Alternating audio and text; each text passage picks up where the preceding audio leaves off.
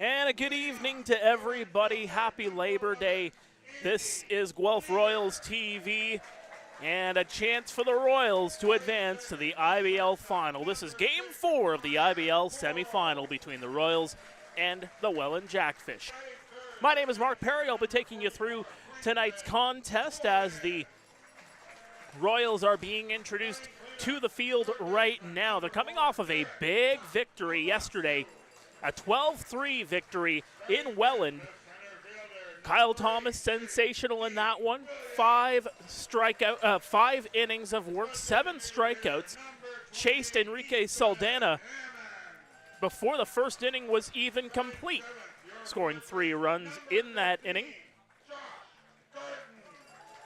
They actually had a 4-0 lead after the second. A 5-run sixth capped off what turned out to be the first blowout of this semifinal series. The other 2 games in the series have been rather close, but the Guelph Royals breaking through with some key hits, some big hits, and some stellar pitching, to say the very least. Just 3 Welland base runners in the final 4 innings of Game 3. Only 4 hits overall for a team that was at the top of the standings when it comes to hits, runs, pretty much every offensive category that you can name. Welland was at the top of it, and the Guelph Royals just showing off their pitching. And we will have to see if that will carry over here to Game 4 here tonight. Under a blue sky, 17 degrees now. Starting to get under the lights. Sunset is set for around 7:53, so the sun will start to set very shortly. But will this be the night where the sun will set on the Jackfish season? Let's take a look at the lineup for those Welland Jackfish. Jonah Weisner will lead things off, hitting .531 in the postseason. He has been the engine that has been carrying this team, especially through this series. Gio Morello, Matteo Porcelato, Robert Mullen goes 1 through 4. Jake Sanford, Steve Moretto, Dawson Tweet, Ethan Hunt, and Tyler Dupuis rounds out 1 through 9. And they will be taking on Hector Jan. He'll be making his first start of the postseason, has made 1 appearance so far that came back in that series clincher against Chatham-Kent in round 1, just going the 1 inning. But he comes into tonight's game with a lot of runway when it comes to his starting experience. 13 games he started in during the regular season, a .373 ERA, 72 1/3 innings pitched, 63 strikeouts to 49 walks. And they'll be taking on a potent Welland Jackfish lineup that really they're just trying to find themselves here yet again. And you have to think, if you're a Jackfish fan and if you're the Jackfish in general, you're going to have to break through at some point in time. It's not very Jackfish-like to be hitting .167 through the first 3 games of the series.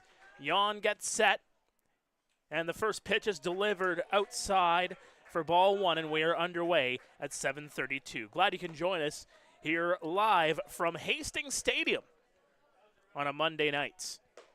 That one misses upstairs. 2-0 the counts.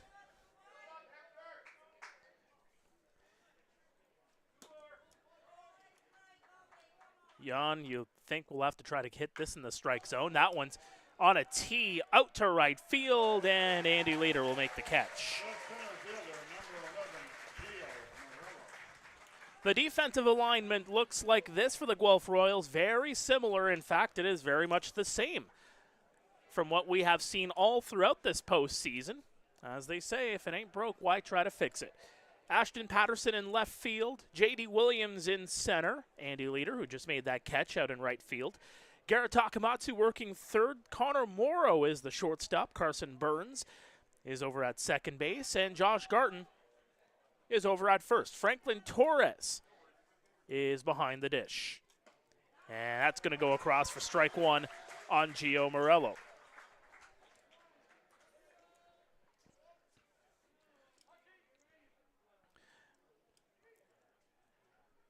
Jan will get set.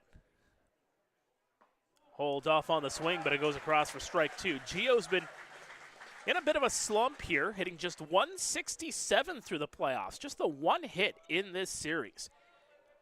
1 for 11 in the last 3 games. The 0-2 upstairs.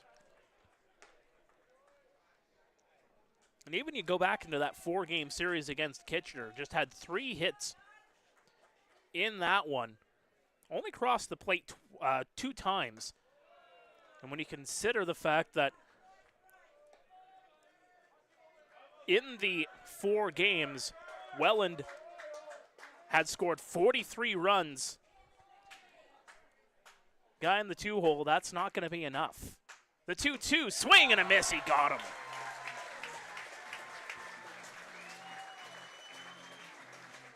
Two away here for Matteo Porcelato. When you look back at the last game that was in this ballpark, it was, well, let's just put it this way. It was the game of the season in the IBL, a close-knit contest, going to 10 innings, a pitcher's duel, 24 strikeouts between the two teams. 21 of those strikeouts were swinging strikeouts. And that's going to paint the edge for strike one. So what that tells you is you have a lot of swingers, but at the same time, too,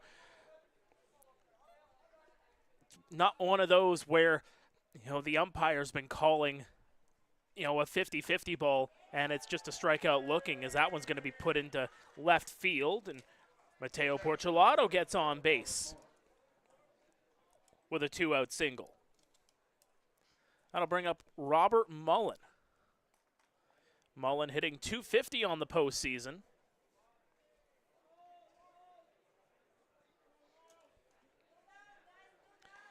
Has been a big catalyst for this team all season long. Hit .335 during the regular season. But 0 for 6 in the last 2 games, albeit just the 1 strikeout. Upstairs, and that's going to be ball 1. Went 1 for 4 and crossed the plate once in game 1. Was hit by a pitch yesterday in game 3. Jan delivers, and that's going to be fouled back to the screen.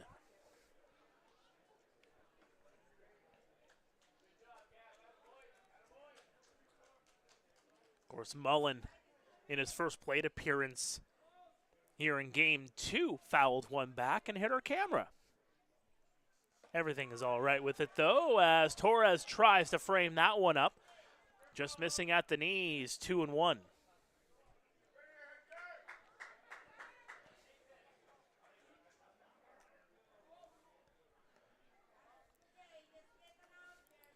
Mullen, a former IBL champion. Just a couple of years ago, that one's outside, winning that championship with the London Majors in 2022. Led the IBL that year with a .405 average. Jan gets a quick look over, and Porcelato retreats back. Definitely the stolen base threat. 2 for 3 during the postseason. That one's launched high and deep. Playable here for Patterson, and he'll make the catch. The Royals get off the field unscathed. Bagels across the board as we head to the bottom of the first. Stay with us. This is the IBL playoffs on Guelph Royals TV.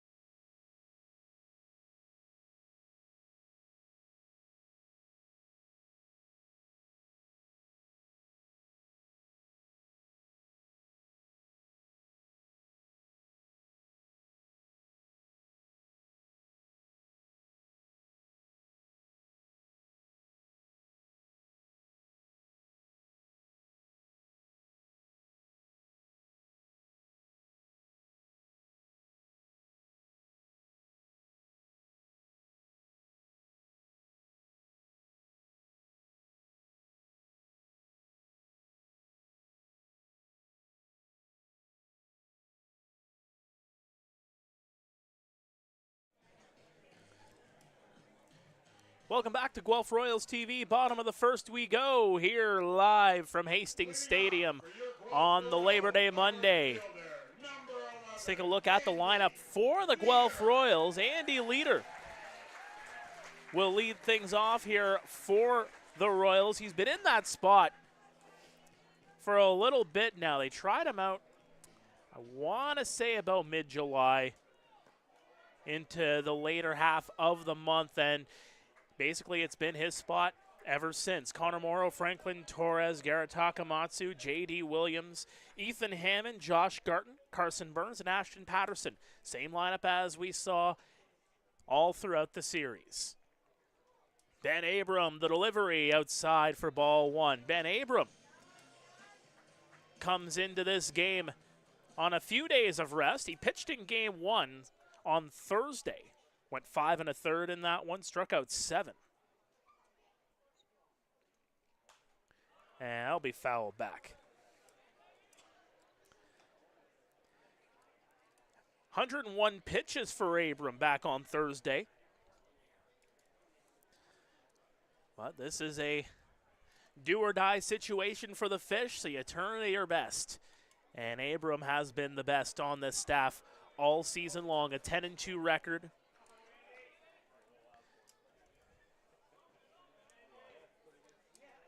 In the playoffs, 0-1, a 2.91 ERA. That loss came back in game one of this series. 1 ball, 2 strikes here on Leader. Swing and a miss. And he got him for strike one, for out number 1. The shortstop, number 6, Connor Morrow. So we'll see if that swinging strikeout trend from game 2 is going to continue into this one. But this guy's been swinging a hot bat lately. Connor Morrow hitting .467 in this series. Would love to do more damage. That's going to miss upstairs for ball 1. The defensive alignment for the Jackfish, some slight alterations. Ethan Hunt out in left field as Jake Sanford takes his spot as the DH. That one's going to miss upstairs. Gio Morello and Mateo Porcelato round out the outfield for the Fish.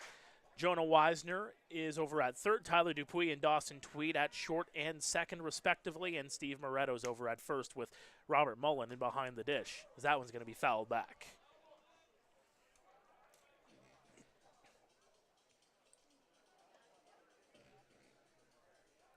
Not a great capacity crowd here once again.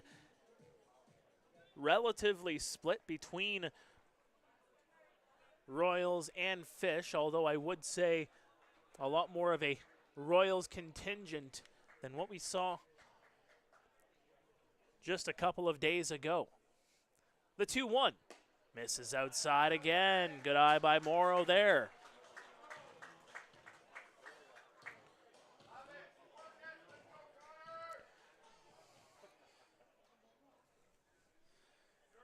Abram will look to get reset here.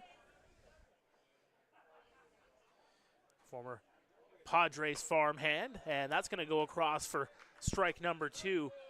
Puts the count full.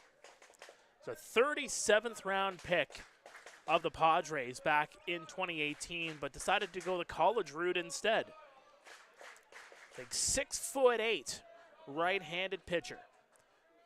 Delivers the 3-2. Chopper, grab there. Good fielding by Moretto as he gets it over to first, and that'll be tacked as a 3-1. Number 44, Franklin Torres. And that's that communication right there. Abram knew that Moretto was going to get to that ball and did not skip a beat. Goes right over to the bag, covers it up. 2 away now here for Franklin Torres.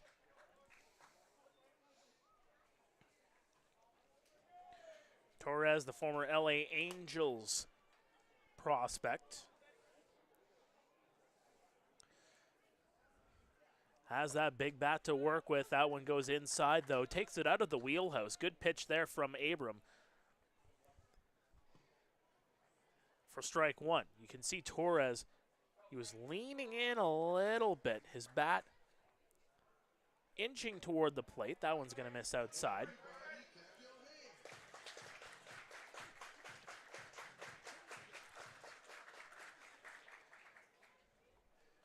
The old saying is the hardest one to win in a series is the last one.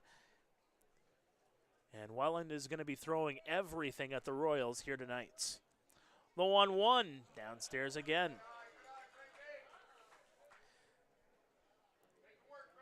Despite some extra rest, you have to think that a guy like Davey Mendez will be an option out of the pen here tonight. Pitched an IBL career high 3 2/3 innings to wrap up that Game 2 victory. The 2-1 off the end of the bat, and that's going to go out of play. Of course, Saldana, who started in Game 3, wasn't exerted by any means. He could even be an option out of the pen.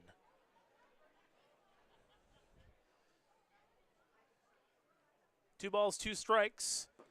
And that's downstairs, 3-2. And while you want to try to throw everything at the Royals in terms of your pitching and try to get your bats in order, you know that Game 5 would be looming if you do win, although Game 5 is not till Thursday if necessary. That's going to miss outside. No! Strike 3, and the fans cannot believe it. The home plate umpire, Preston Hughes, says that one paints the outside edge, and that will do it for the first. Still no score here at Hastings Stadium. Stay with us. This is the IBL playoffs on Guelph Royals TV.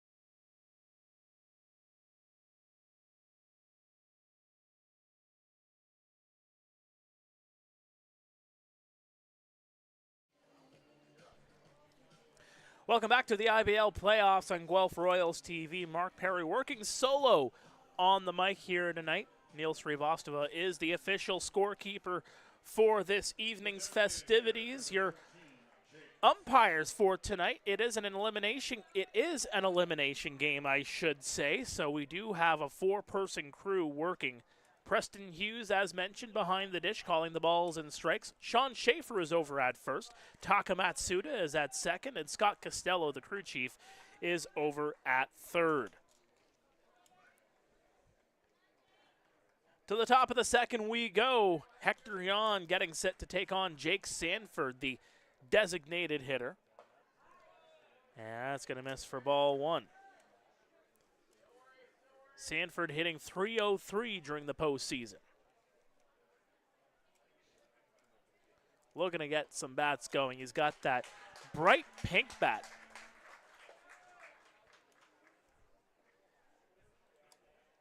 Can't miss it, folks. The Cole Harbor, Nova Scotia native. 10 ribeyes during the postseason. Swing and a miss for strike 2.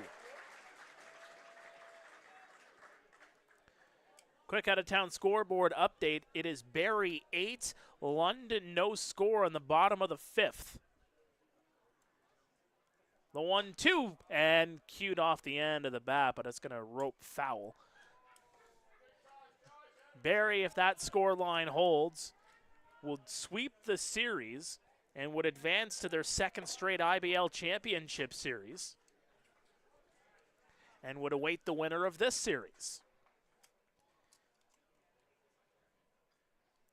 The 1-2, well outside.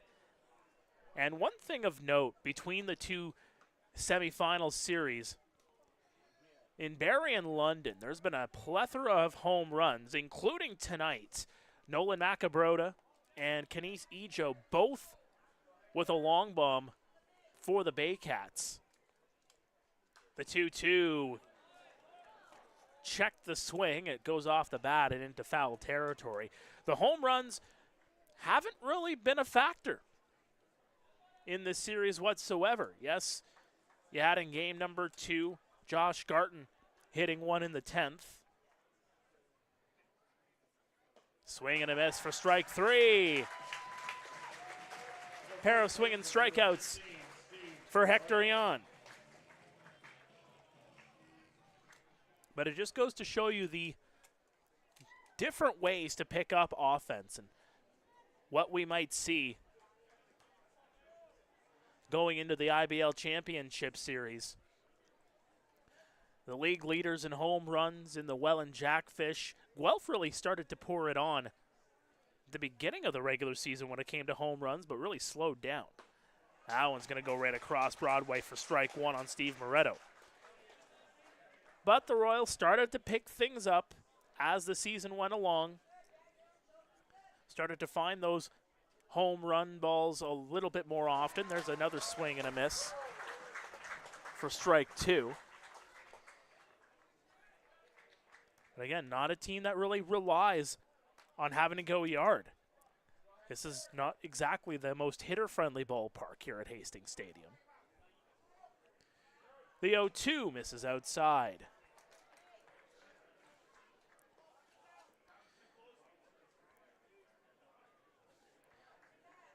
But again, it's the conversation on how to generate some offense. Despite not hitting as many home runs as the Jackfish, Guelph still third in the IBL when it came to runs for in the regular season with 245. One behind Kitchener for second. In fact, you had a whole lot of teams grouped together. Kitchener, 246, second in the IBL for runs for. The 1-2. It's cued down the line. It's going to roll foul.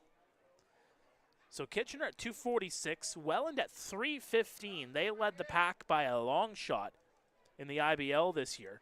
You go all the way down from 246 to Hamilton at 230. That's just 16 runs. Hamilton was 8th in the IBL when it came to runs for. So basically, when you have offense, you had the Jackfish at the top of the heap by a long way, and then 7 other teams basically within 16 runs of each other. The 1-2 misses outside. Just to round out that 9, Brantford, 192 runs for. 38 runs behind Hamilton. 2 balls, 2 strikes here on Moretto. The delivery and in for strike 3. Moretto goes down looking.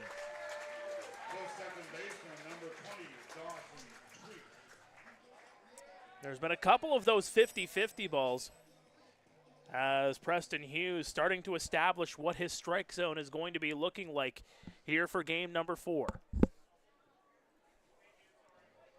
And the fact of the matter is, if you don't like the strike zone, battle a little bit more, try to get at least a little bit of wood on the baseball, and don't put yourself in that situation.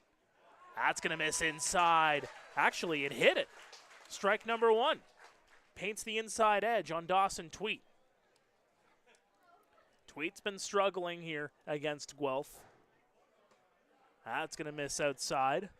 1 ball, 1 strike. Tweet 1 for 11 in this series. Contrast that in that 4-game series against Kitchener, he was 8 for 17. That's a .472 clip. As that'll be fouled back.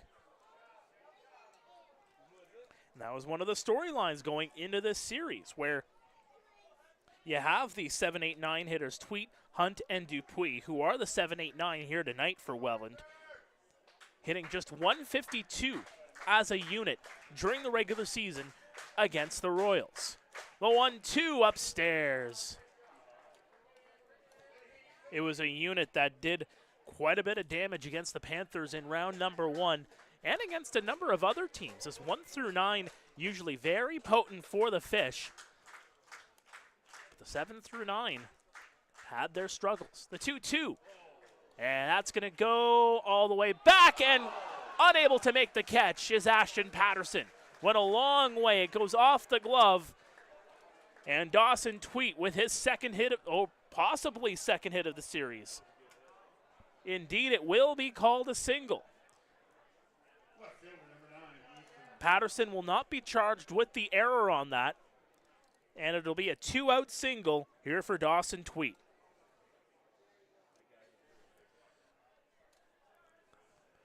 Ball went sky high.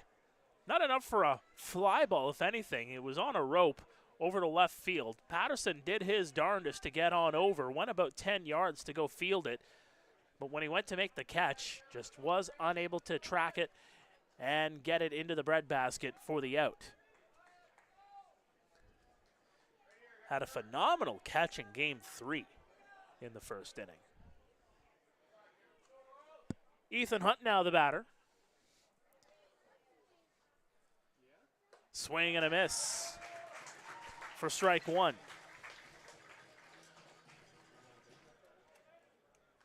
Hunt hitting .250 on the postseason.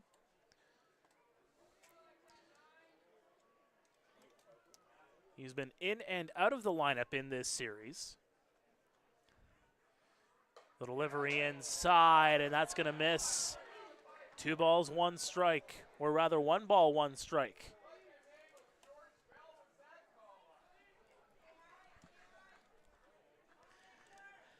Fans immediately showing their dismay for Mr. Hughes and his strike zone. Jan, the delivery outside. And you see Jan's delivery here as well. The way he's able to go kind of in that 10-4 rotation. Just in that delivery, that exit point a little bit wider. That'll be fouled back.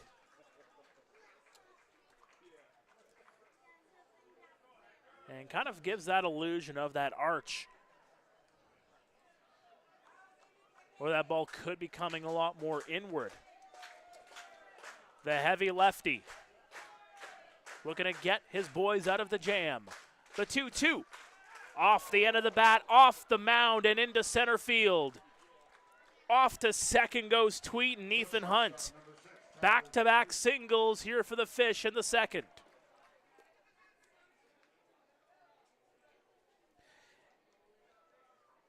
And I think I may have spoken it into existence, friends. Talking about the struggles of the 7-8-9 hitters. And just like that, that's the 7 and 8 hitters with back-to-back singles. And that'll bring up Tyler Dupuis.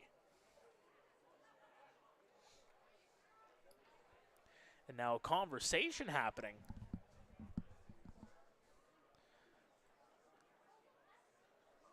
Looks like it's Torres, Jan,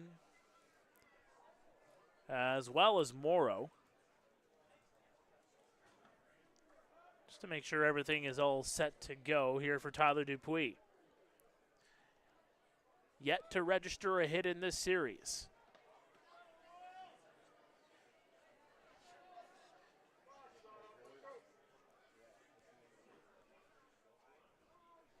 A lot of chatter around Hastings Stadium, hoping to erupt. The delivery outside. 1 ball, no strikes. Here on TD6 or DT6. Former Moose Jaw Miller Express in the Western Canadian League takes one well inside. 2 balls, no strikes. My apologies, that was Dawson Tweet. As here comes Dino Ramel to have a mound visit with Hector Yon. Tyler Dupuis, the golf management major at Methodist University. The St. Catharines native. Spent his time in construction when he wasn't playing during the pandemic. Would love to parlay some quality baseball here with the Welland Jackfish. Perhaps he moves up. Perhaps he doesn't.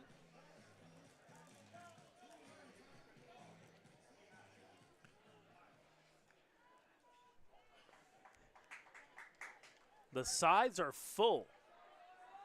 Probably another 800 to 900 in attendance here tonight at Hastings Stadium. And that's going to go across for a strike. As well as the few hundred of you that are tuning in here on the YouTube feed, we do thank you for joining us and doing so.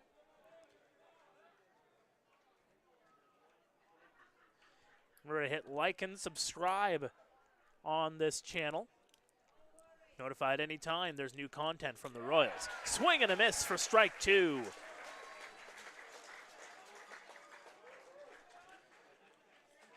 Jan looking to get out of the jam here.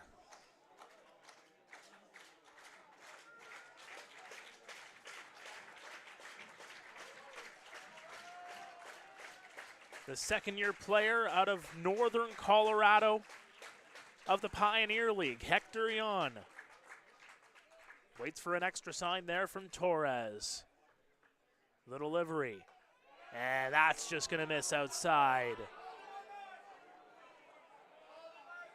3 balls, 2 strikes, 2 away for the native of La Romana, Dominican Republic.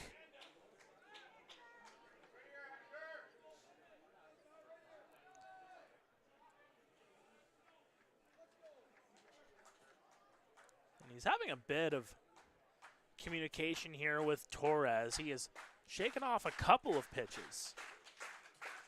The 3-2. That's lined into left field. Circling around is Dawson Tweed. He will get in safely, and the Fish strike first. It's 1-0. An RBI single from Tyler Dupuis. And that's what the Fish have been waiting for in this series. Their guys down the lineup to start putting some runs on the board like they did all throughout the regular season. So Tyler Dupuis gets himself an RBI single. Hunt will move over to second, and that brings Jonah Weisner back to the dish, who has been lethal throughout the postseason. That's going to paint the outside for strike 1. Weisner on a 22-game hitting streak, hitting .531 in the playoffs, hitting .364 in this series.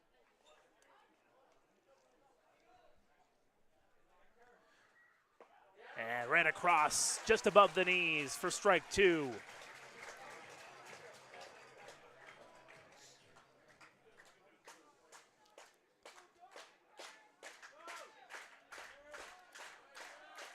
The 24-year-old gets set. He's just going to call for time.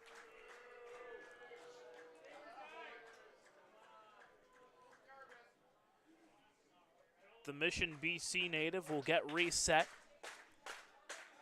I don't love the yellow cleats, though. Can't miss them. Fans get loud. The 0-2 outside. And if you're the Fish, this is where you really need to start getting it going. Get those early runs on the board. You look back at the other games in this series, pretty much was decided early when the Royals were winning it. Holds off on the swing, and that's a 2-2 count now. You go back to game one, Guelph led 3-0 after the third. Parlayed that into a 4-2 victory. It was 1-1 after 9 innings in game two, a very close matchup that Welland ended up winning. The 2-2 outside, 3-2. Fans getting restless here at Hastings.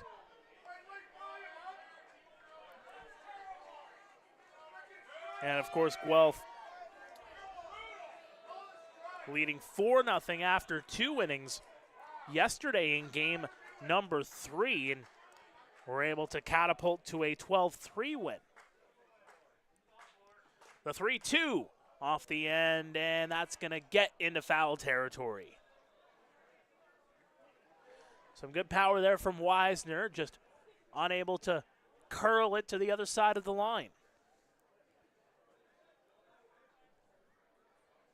The count is full. There's 2 away. Welland already with 1 on the board. Looking to give Ben Abram a little bit of extra run support here. The 3-2, well outside. That's a wild pitch. It gets away, and circling around, he's thinking about going home, did Ethan Hunt, but Torres gets to the ball in time.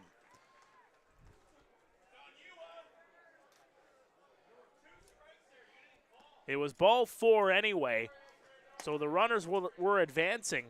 But Ethan Hunt, he was thinking about it.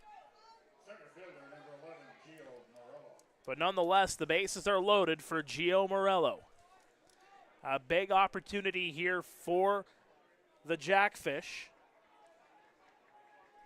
in their attempt to tie this series and get it to go the distance and bring things back to the pond on Thursday nights.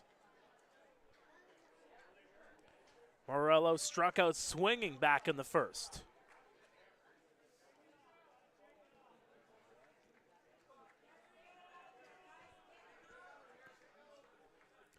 Inside, 1-0. Morello, again, just hitting 160 in the postseason. Beyond the delivery again. Similar location there on the inside. Doesn't get the call.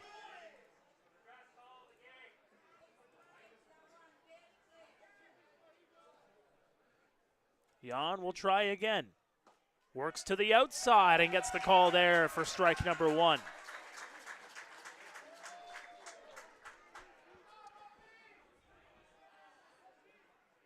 Gio Morello hitting .300 during the regular season. Swing, and he got a piece of it, but it goes foul there.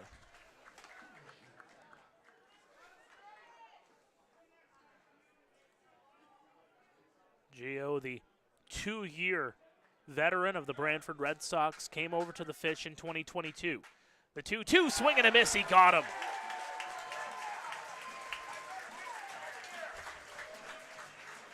They strand the bases loaded, but the Fish get 1 on the board. It's 1-0 visitors as we head to the bottom of the second. This is the IBL playoffs on Guelph Royals TV.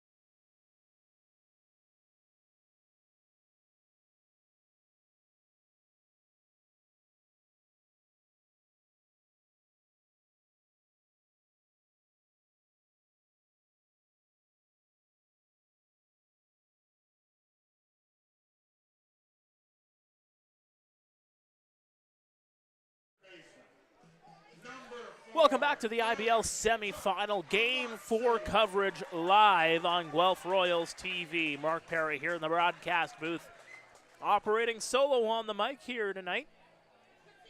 Glad you can tune in on this Labor Day Monday. Garrett Takamatsu will lead things off here for the Guelph Royals. Hits in all 6 playoff games here in 2024. Ben Abram on the bump. That one is going to go across for strike 1 just below the belt.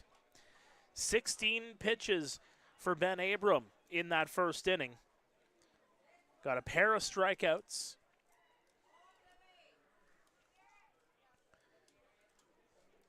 Very Ben Abram-esque in terms of his locations here so far, as that one goes across for strike number 2.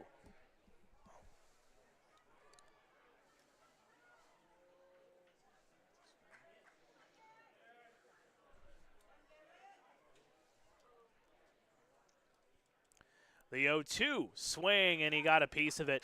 It'll go back.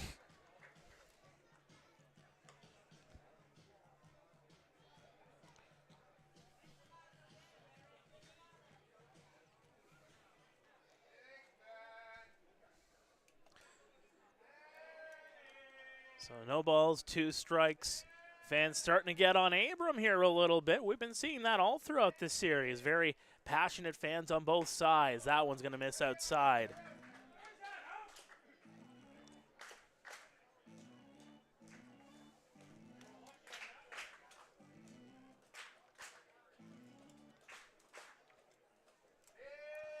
Takamatsu, a former league MVP, former Rookie of the Year. Comes here to Guelph, highly regarded. Swing and a miss. And Mullen will finish the strikeout. And there's one away.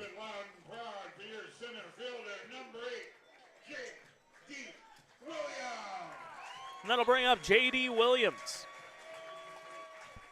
Yes, he's had his share of struggles here this year, but tends to come out during the big moments, hitting just 167 in the postseason. Had a .327 average in the regular season. The delivery is going to go across for strike 1.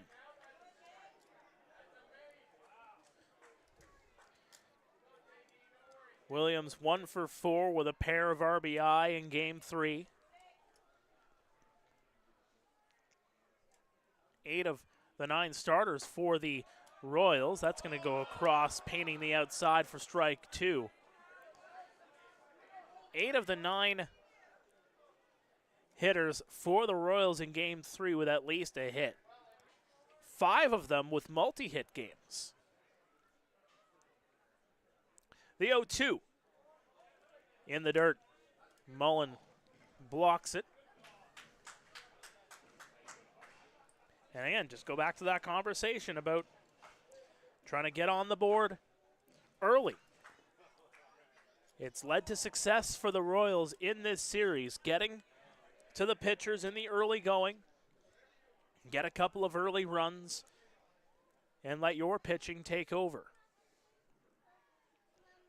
The 1-2 is going to be fouled off.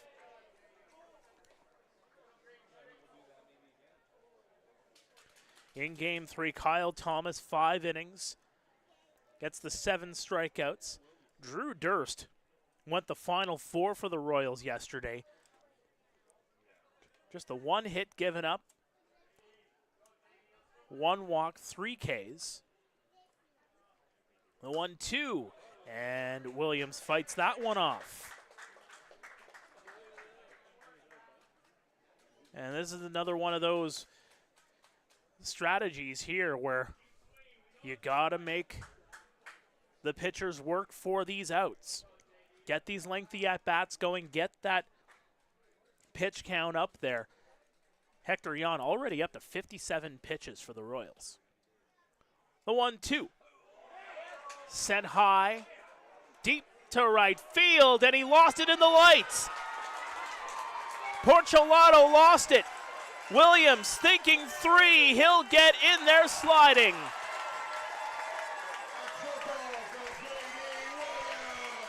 It's going to be called a triple. J.D. Williams put that one up high, and again, Porcelato did his darndest to fight that one in the lights. You saw for a moment that he had a bit of a beat on it, but then just lost track of it.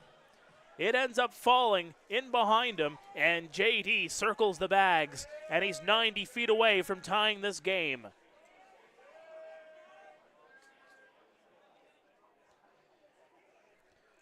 And now Ethan Hammond will step in here. 1 for 4 yesterday. Inside. Hitting a staunch .348 during the postseason. The vast majority of it has been as the DH. Has hits in all 6 playoff games.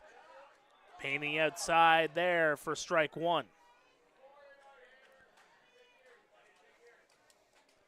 Hit .304 during the regular season. A career .310 in the IBL. Now in his 4th year with the Royals. Into the dirt it goes. 2 balls, 1 strike.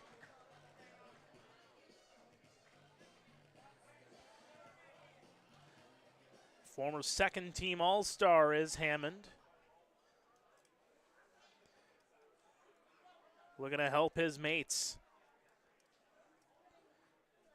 Try to get one on the board. The 2-1 inside. Mullen, great job there by the Welland catcher to keep that one in front of him. That one had a little bit of movement there from Ben Abram.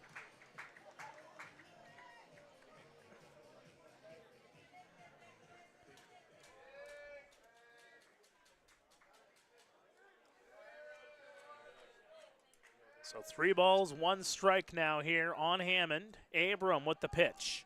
Inside, ball 4, runners on the corners.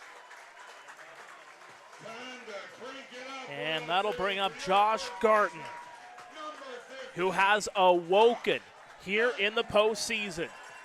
5 for 12 in this series. .391 throughout the postseason. Hit a home run back in game number 2. Still finds himself in that 7-hole. But no matter where he is, when he gets it going and he's feeling it, he can do quite a bit of damage. You remember what he did the first few games of this regular season. The IBL Player of the Month in the month of May. Off the end of the bat, into left field. Tie game. An RBI single from Josh Garton. And he continues on with this strong postseason.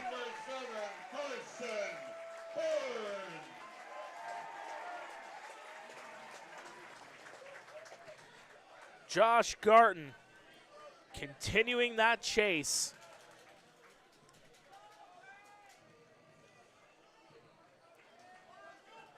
Ten seasons in the IBL.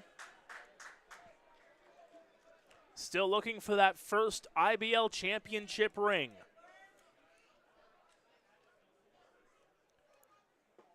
And this will bring up Carson Burns, who was in the IBL final a year ago with the Baycats.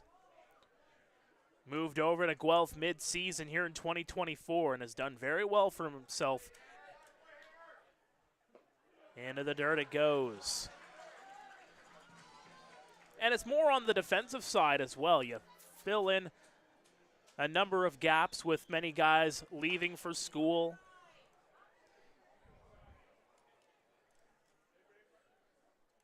Taking that regular spot over at second base now. Holds off on the swing. 2 balls, 1 strike.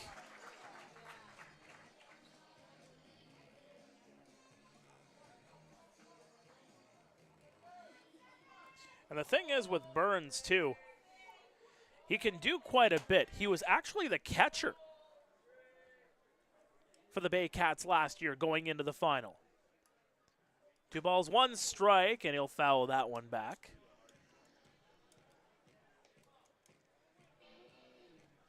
Evens the count, 2-2.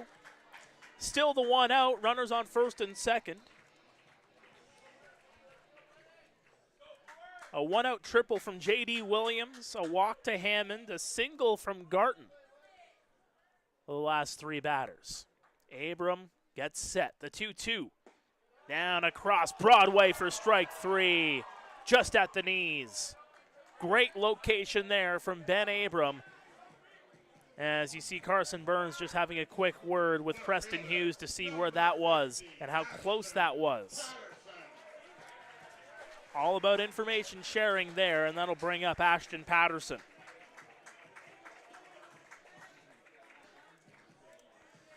Patterson hitting at a .263 clip during the postseason.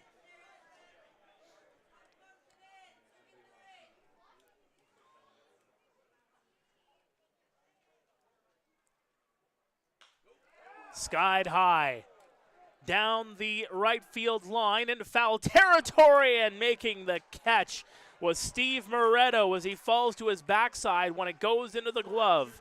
But the Royals have tied it at 1. We're heading to the 3rd here at Hastings Stadium. This is Game 4 of the IBL semifinal on Guelph Royals TV.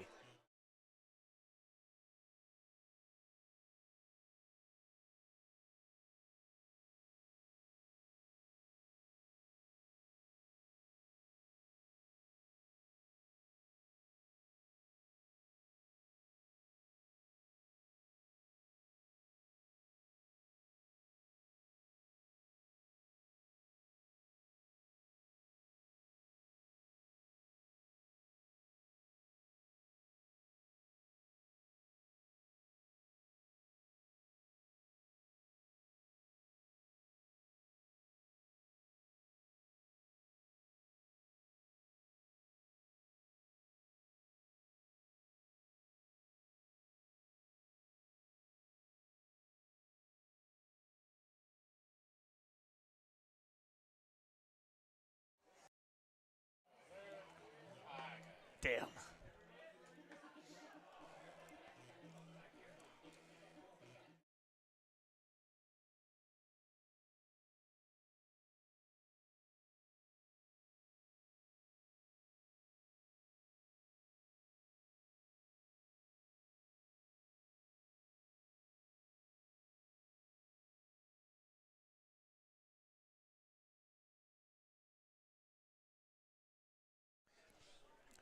Welcome back to the IBL playoffs, the IBL semifinal, live from Hastings Stadium on Guelph Royals TV. Well, seems like his cornhole abilities are not as great as his baseball abilities in Sean Riley, as he ended up taking some mid-inning tosses there. Fun and games here at Hastings Stadium. Always glad to see Sean Riley around these parts. Knows this field quite well in his illustrious IBL career. To the top of the 3rd we go. Mateo Porcelato will start things off. Grounds 1 over to Carson Burns, and 1 pitch, 1 out. And with the pitch count the way it went in the 2nd inning for Hector Yon, that is much sought after. Get those quick outs. Get in and out and get your offense back up to bat.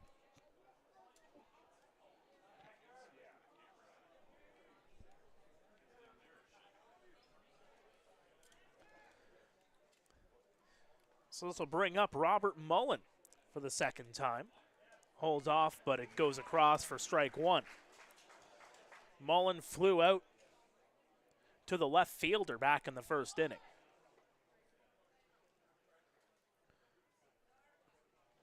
The delivery inside. Didn't miss by much there. Mullen a .241 clip here in the playoffs. Yon, the delivery. Skied high, deep to center field. It's going to go all the way back, and it is gone.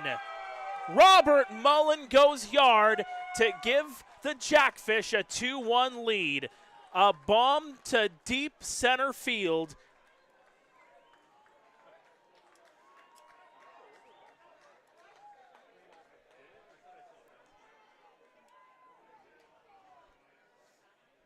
Designated hitter number 13, Jake Sanford. The catcher goes yard, his second home run of these playoffs. And that is a big one for the momentum here for the Jackfish, who are looking to extend the series. Sanford, first pitch. That one's knocked down over to first. Well, not in time. And very quickly, just like that, Jake Sanford gets on board.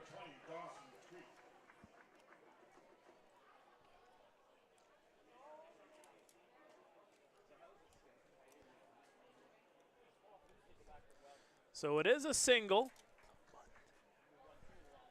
The bunt single from Sanford. And just trying to pick up some of that momentum. You get a lot of it there as JD went a long way to try to track the ball from Mullen off the end of the bat, but it goes out of the ballpark. That one goes in on the hands of Steve Moretto for strike one.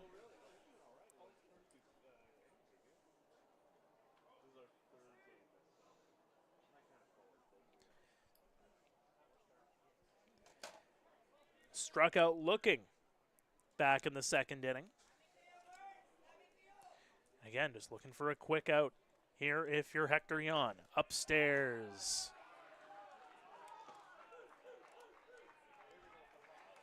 And they're going to call a balk.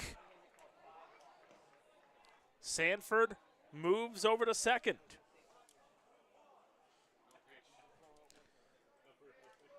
No pitch on the play, but a balk called on Hector Jan.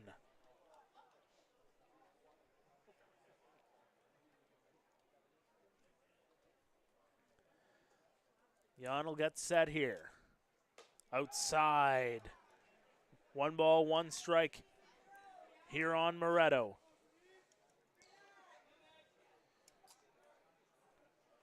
.296 in the playoffs for the native of Port Moody, British Columbia. His second year with the Fish. Hit .294 in the playoffs last year en route to the championship. Had 6 home runs. Had 9 during the regular season here in 2024. 8 for 27 in these playoffs.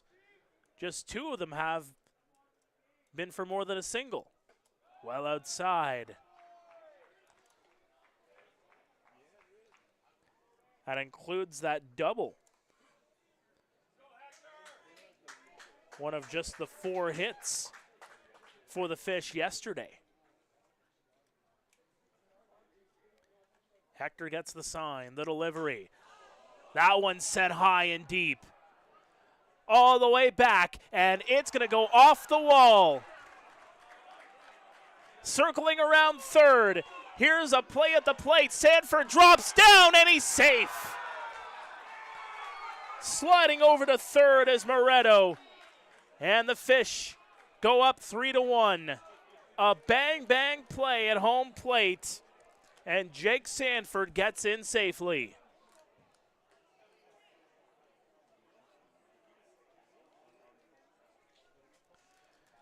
The bats are starting to get going for the Welland Jackfish here in Game 4.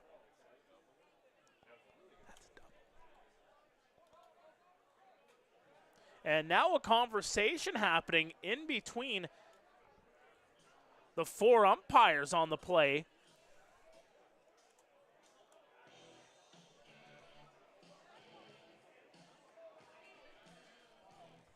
We'll see what the conversation is here.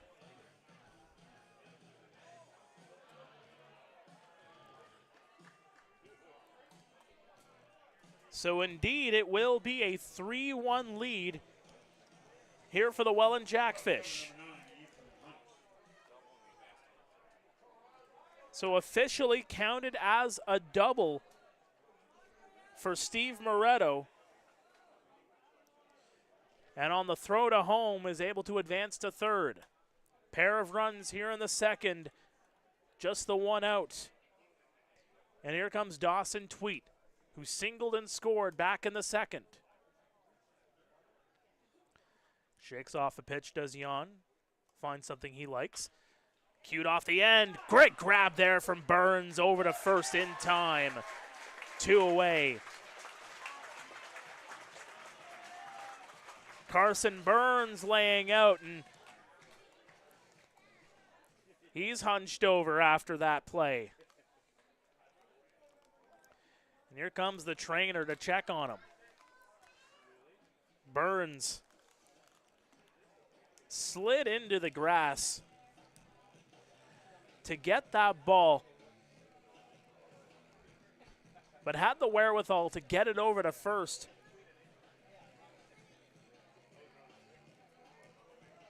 Now they're just going to give him a moment. And while we have you for a moment, let's take a look at the out-of-town scoreboard. Game 3 in Barrie. The Baycats looking to advance to their second straight IBL final.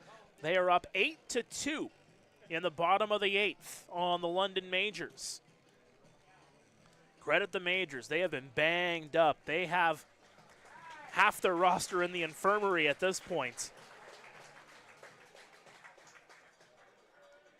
The Baycats with 2 runs each in the second, third, fourth, and fifth to put their lead to where it is right now, and are just a few outs away from sweeping that IBL semifinal series. Still a lot to be decided here between these two squads, as Burns will stay out there. Ethan Hunt now the batter. Off the end, and it's going to go foul. Hunt singled, reached third back in the second inning. In his third IBL season from Elginburg, Ontario. 26 years of age. The 0-1, swing and a miss.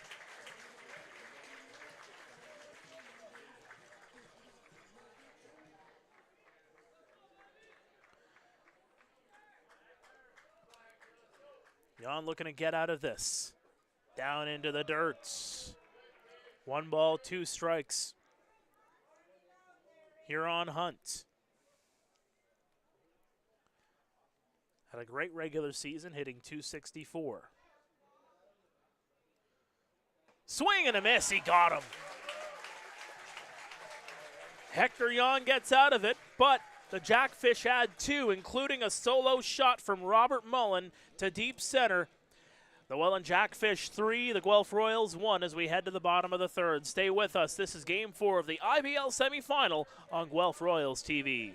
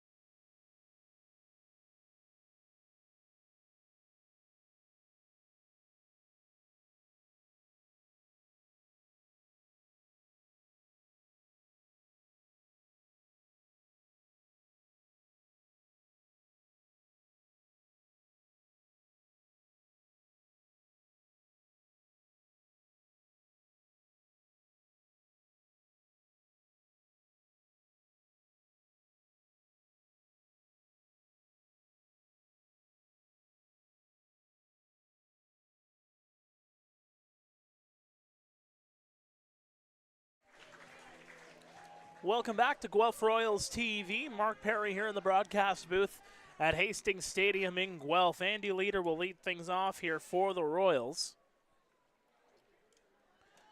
Struck out swinging in the bottom of the first. The Royals adding a pair in the top half of the inning. A 3-1 lead. Guelph looking to answer. Right off the glove of Jonah Weisner and into left field. A base hit to lead things off here for Andy Leader. The shortstop, number 6, Connor Morrow.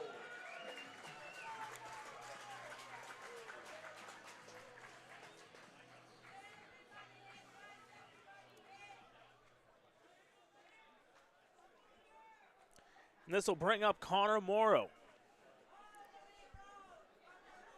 Grounded out in the first inning on the 3-1 putout.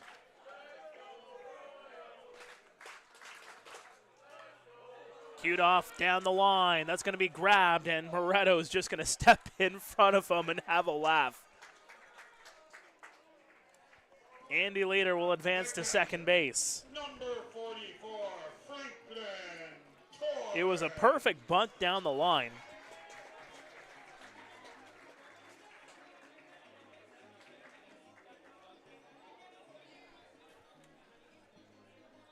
But a little bit too hard as Moretto to scoop that one up. Didn't worry about the throw to second and just got his man right in front of him running toward first. Franklin Torres now the batter. Couple of looks over at Leader. Swing and a miss for strike one.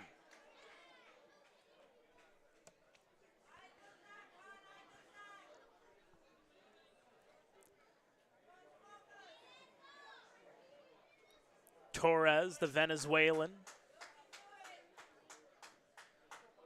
hitting .329 in the Venezuelan League before moving up here to the Royals, as that's going to go across for strike two. Hitting .308 here in the postseason. No balls, 2 strikes. Came to the Royals here in mid-July. Couple of checks over at Leader. He's moving around.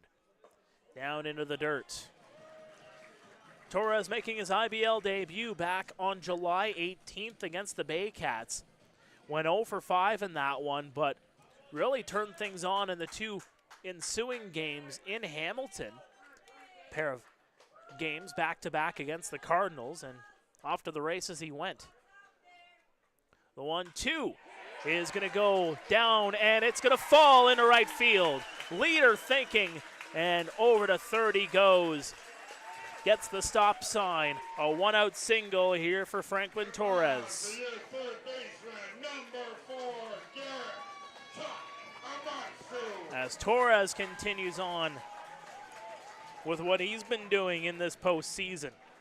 On him for just a second. 17 regular season games, 7 of them he had multiple hits. We'll bring up Garrett Takamatsu. He's keeping an extra eye down the lines. Remember, folks, if you come to games here at Hastings, that was going to be put back. If you're down the line, stay away from the track. That track is still in play. The second that ball goes onto the other side of the grass that is out of bounds, you do not want to interfere with the play. It could go against your team.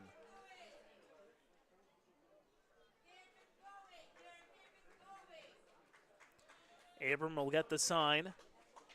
Mullen scoots over and blocks that one, keeping Torres over at first base. Torres had a hefty lead, and it looks like Garrett's going to have to get a new bat here, or at least put some pine tar on it. The one thing with Mullen, he's been very active as a catcher, keeping that extra eye on first base. He's been able to pick off a few guys over at first.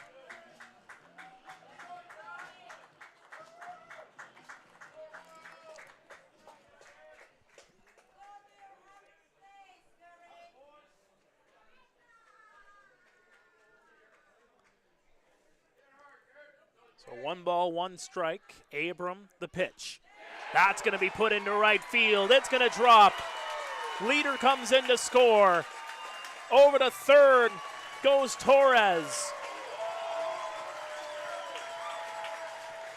And the Royals are within 1. Let's keep it live. Dear center fielder, number 8, J.D. Williams. So 3 singles here in the third. The Royals are starting to cook. And the infield will have a visit on the mound here with Ben Abram. As the fans erupt in a "Let's Go Royals" chant.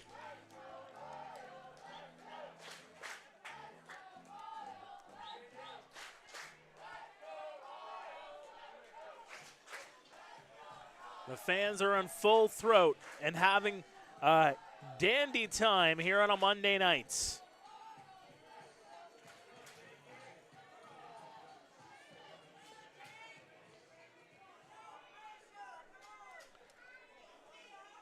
Here comes J.D. Williams, hit a triple in the second inning. As Porcelato had a ball lost in the lights. Foul back. Well, and as they say, both teams have to play in the same conditions and the same positioning of all the lights.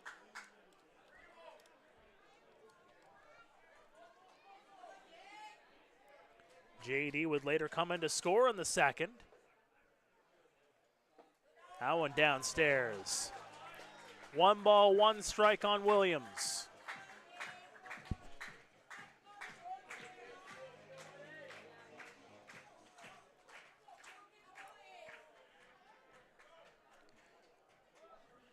Garrett takes his lead over at first. Abram, the delivery.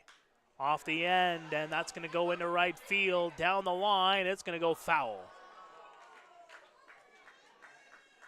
Porcelato went a long way. Didn't give up on that play. But wasn't able to get to the baseball in time. Lost his lid in the process, and he goes back out there into right field.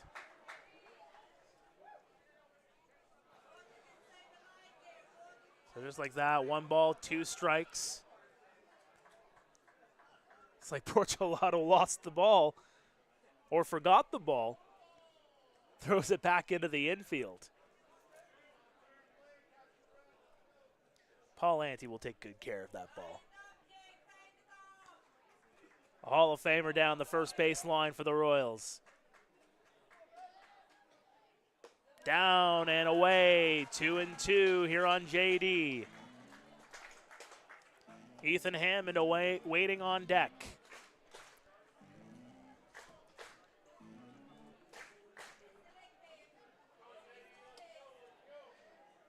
Abram, that pitch count starting to get up there here in this inning. The 2-2. And that's going to go foul.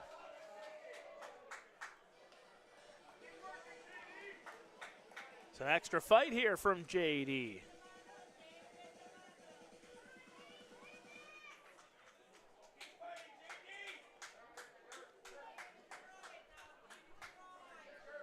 And they'll try again. Abram the delivery. And another one fouled off. JD fighting for it in this at-bat.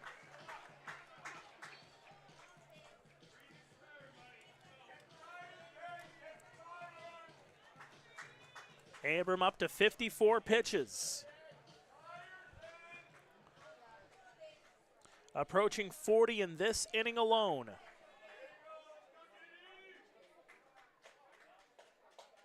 Or rather in the last 2 innings, I should say. The 2-2.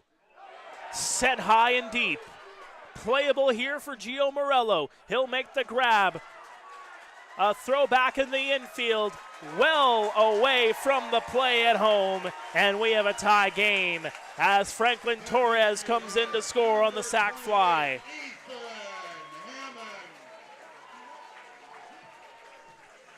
Back and forth we go. The 2 outs in this inning, a sac bunt by Connor Morrow, advancing leader. Sac fly F8 for J.D. Williams.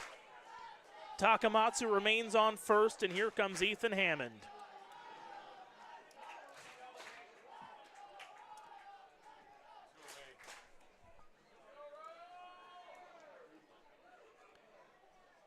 Hammond walked back in the second. Off the inside, and that'll be foul back.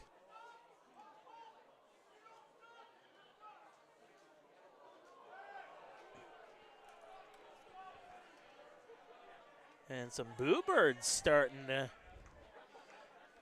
make its presence known down the left side.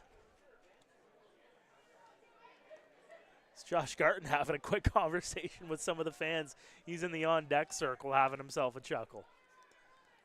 Inside, ball 1.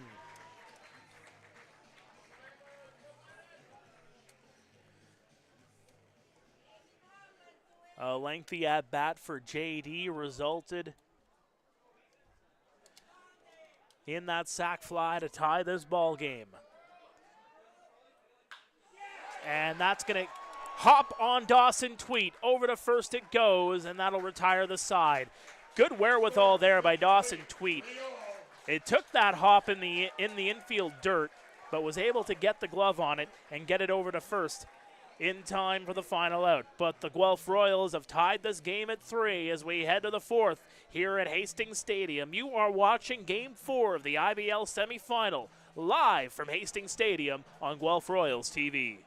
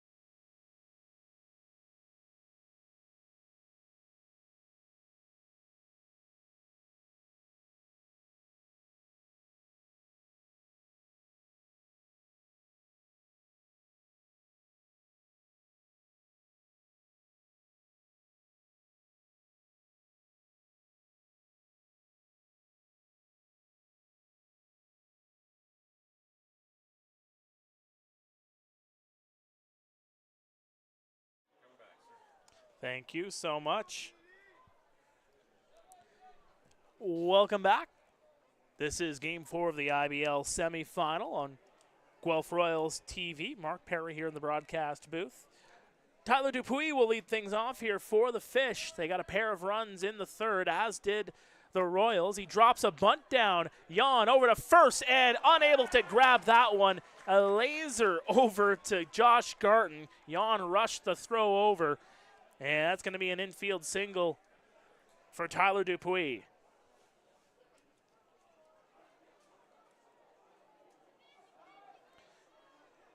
Caught everybody off guard there. And Dupuis is 2 for 2. Third baseman number 4, Jonah Weisner. And that's what you need from Dupuis. As mentioned before, 0 for 9 in the series coming into tonight. He's got a pair of singles to his credit.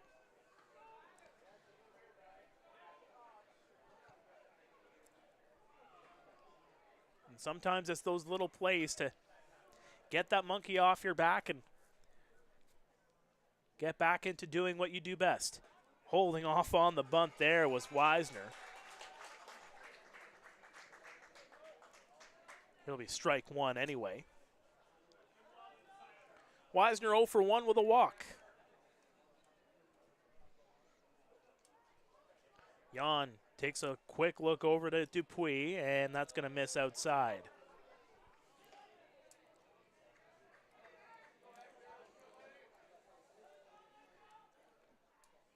Should mention that Weisner, it's now a 23-game on-base streak. Before he got started on this 22-game hitting streak coming into tonight. Was into mid-June, I believe, where he didn't reach base. I believe he was 0 for 4. Have to track back there just to confirm. Nonetheless, he has been on a tear. That's right, 0 for 4, July 18th. That one's going to extend the hitting streak to 23. Circling around to third is Tyler Dupuis, sliding in there safely. A bunt single and a smack to right field. And the Fish are starting to get things rolling here in the fourth.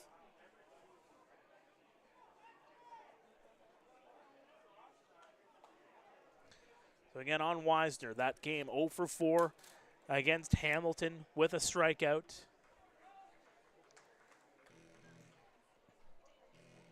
Has gotten on base in every game he's played in since. Has gotten a hit in every single game since, and that's going to end the night for Hector Yan. He'll get a round of applause from the crowd. We're going to go to the bullpen when we come back. Stay with us. This is Game 4 of the IBL semifinal on Guelph Royals TV.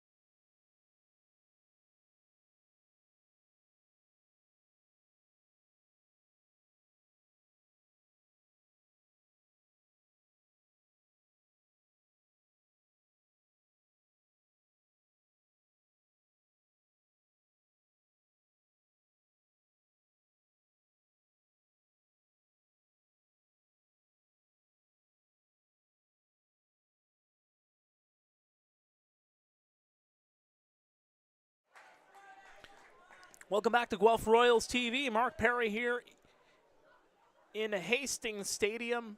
Up top, the runners will go off the pitch, and holding off at third there was Tyler Dupuis, but Jonah Wisner will advance to second. First delivery from Reese Montgomery, who comes in to take over for Hector Yan. Montgomery has gotten into one other game in this postseason. That came back on August 24th in that Game 2 victory over the Chatham-Kent Barnstormers. Faced 5 batters in that one.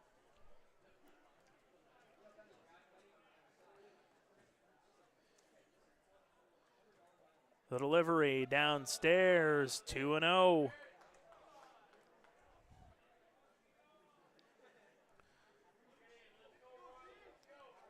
So it'll be a wild pitch, allowing Weisner to advance to second. Skied high, deep to right field. Back, playable here though. Right in front of the warning track is Andy Leader. He'll throw it back into the infield. Everyone advances, and the Jackfish have retaken the lead. It's 4-3. A sac fly, a long sac fly there from Gio Morello.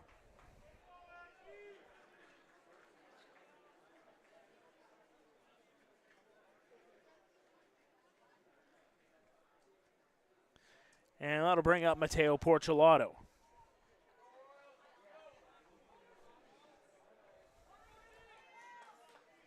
Can tell you that it is final.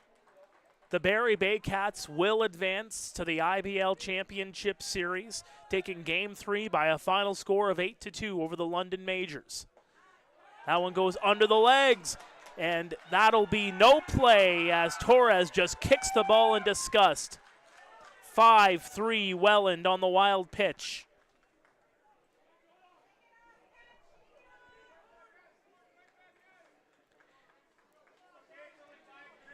And that's a rare one there for the Royals. Coming into tonight, only charged with one wild pitch all throughout the playoffs.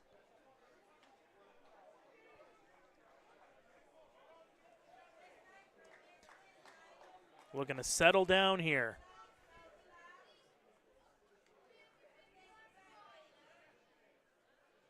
Montgomery waiting a little while here to get settled.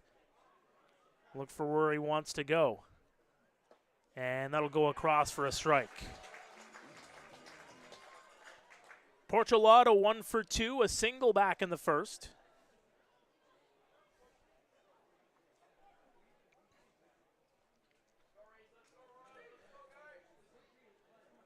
Montgomery really taking his time here in between pitches. That one's going to go outside.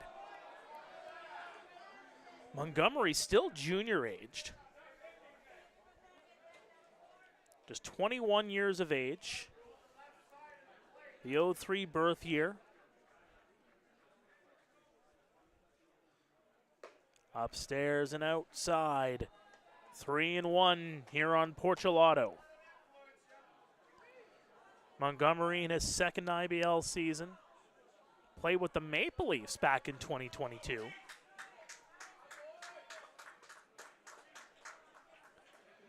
The 3-1 outside, and Porch takes his base. Catcher number 34, Robert Munn.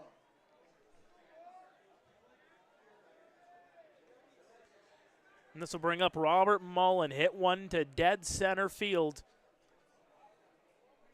His last time up in the third. Welland 5. Royals 3. Welland looking to put this series to the distance. Back to Game 5 on Thursday. That one smacked to left center. Over to make the catch is J.D. Williams.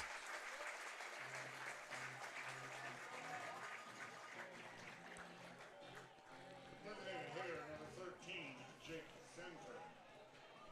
And that'll bring up Jake Sanford. A bunt single in the third. Struck out swinging in the second. Porcelato remains on first.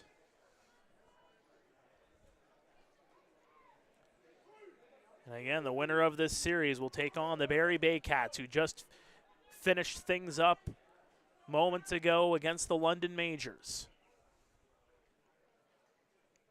The runner's going to go. Holds off on the swing. They're going to say he did not go around, and Porcelato gets over to second base safely, as he'll be credited with the stolen base. He was off right on the pitch. Very elusive, very speedy on the base path is Matteo Porcelato. His third stolen base of these playoffs. And right across at the knees for strike one. Portulato led the league with 36 stolen bags during the regular season. Just too shy of his career high. 38 stolen bags in 2023 during the regular season.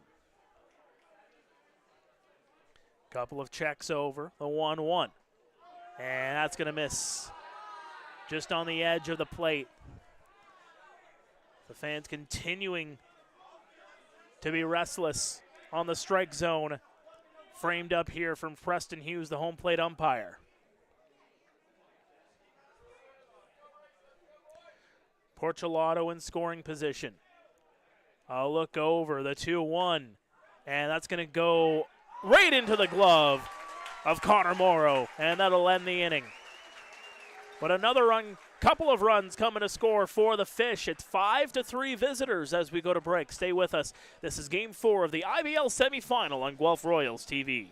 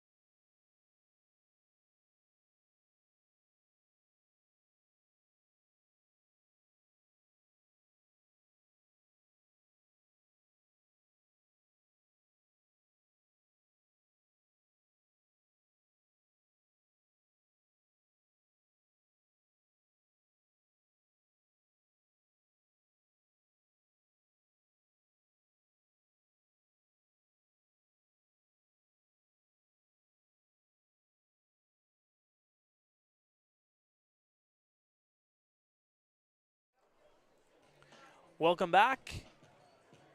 We're live at Hastings Stadium in Guelph.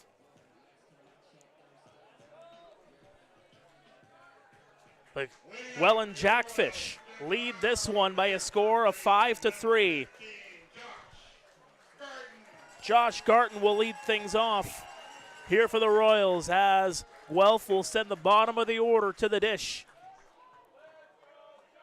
Glad he can join us here in the bottom of the fourth. I've had a couple of cameras go down, by the way. And in case you're tuning in late in this series, we did have a camera get knocked by a baseball in game number 2. As Josh Garton goes yard, the bat flip. It goes onto Kathleen Street, and Josh Garton makes this a one-run ball game with one crack of the bat. Listen to this place.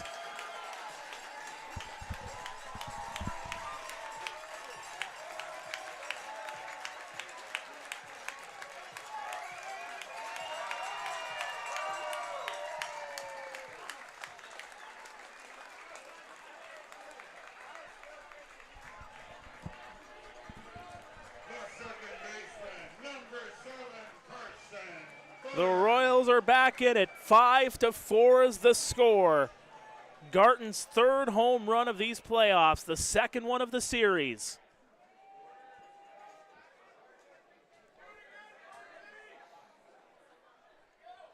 Carson Burns now steps in and he pulls back.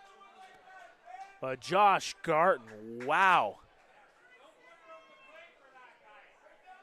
There was no doubt on that one. Look out for some of the houses, those living on Kathleen Street that might be watching this stream. Apologies if that one hit a window.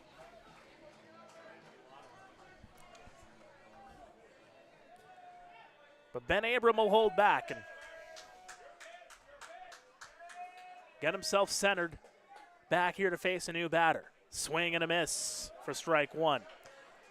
So just to finish off my camera comments, and we had a camera hit with a baseball. Looks like it's all right for the most part, but it's just having some technical difficulties. So for those that aren't too thrilled with some of the limited camera angles here at Hastings Stadium with our stream, if you'd like to sponsor us for 2025 and contribute to a long-standing tradition here with Guelph Royals baseball, or even contribute to any team in the IBL. Everybody's trying to upgrade and get their things up to as great quality as they can. That one's going to go down the line, just foul. Reach out to your favorite team, whether you're a Jackfish fan, a Royals fan, or any team in the IBL. I can tell you, I've had many conversations with many different teams in this league that are always looking to upgrade their equipment. We're all community teams. You're not going to get the same quality as you would with, say, a Sportsnet or a TSN with, limited resources at times. But we work with what we can get. The 3-2 in for strike three. Carson Burns goes down looking for the second time tonight. So again, if you'd like to contribute or even volunteer with any of these teams, it's not just the equipment that teams are looking for in the IBL moving forward into the years to come. It's definitely the bodies as well. These are all teams that have a strong volunteer base and a base that is always growing. Ashton Patterson now the batter. That one goes downstairs. 1 ball, no strikes here on Ashton. Popped one into the foul territory down the right field side. And he'll put that one into left field for a base hit. Patterson on base for the first time tonight. The right fielder, number 11, Andy Leader. And that'll set things up here for Andy Leader.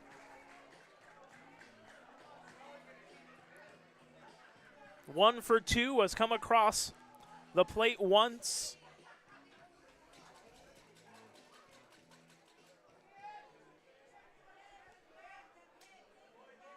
And he'll look to get set up with Patterson on base. Jackfish 5, Royals 4 here in game 4. That'll go across for strike one.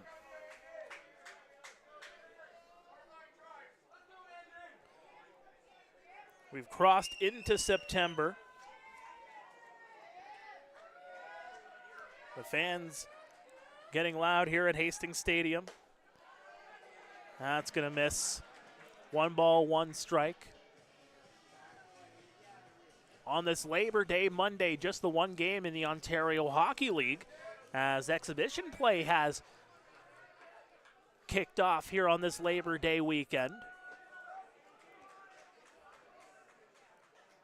Pare beating Owen Sound 4-3 at Sadlon Arena earlier on today, as that gets put out of play. And I say that because I'd imagine that there's some Baycats fans that are watching this one now, turning over to a little bit of bonus baseball after their 8-2 victory in Game 3. Finishing off the London Majors to advance to their second straight IBL final, awaiting the winner of this series. Will it be decided tonight, or will it be decided on Thursday? That remains to be seen. Abram with Mullen setting up more to the outside. Swing and a miss. Strike three. Leader goes down. There's 2 away here in the 4th. Number 6, Connor Morrow. Now Connor Morrow will come up. 0 for 1, had a sack bunt in the 3rd.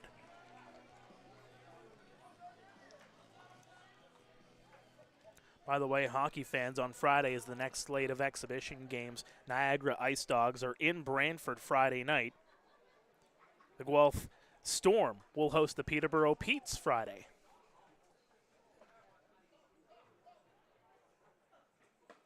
That one goes downstairs. And for lacrosse fans, the Mann Cup starting up. Friday night will be game 1 from Six Nations. Just about 15 minutes out of Brantford. In the infield, right to Dawson. Tweet over to first in time.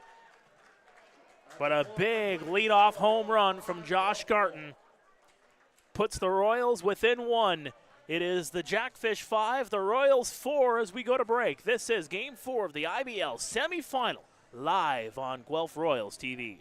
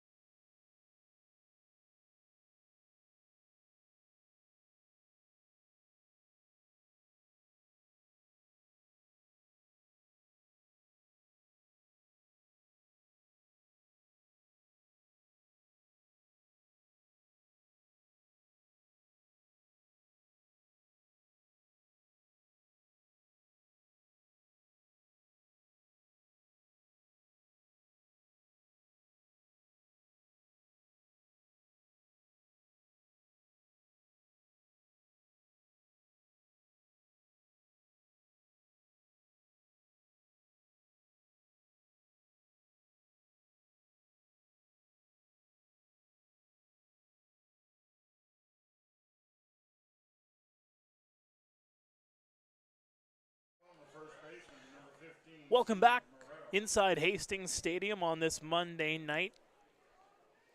Steve Moretto will lead things off here for the Jackfish. Had a couple of productive innings. A pair of twofers in the 3rd and the 4th. Looking to get started on the right foot here in the 5th. Jackfish lead 5-4, looking to extend the series to a 5th and deciding contest. Mark Pare here in the broadcast booth. Glad you can join us. Swing and a miss for strike 1. Reese Montgomery taking things over for Hector Yon, who goes 3 innings. Struck out 5, gave up 9 hits, 5 runs, all of them earned, 1 walk. That one's flown high into the Bermuda Triangle, and it's going to drop. Base hit for Steve Moretto. Some good contact. Puts it right into the sweet spot in shallow left center to lead things off here for the Fish.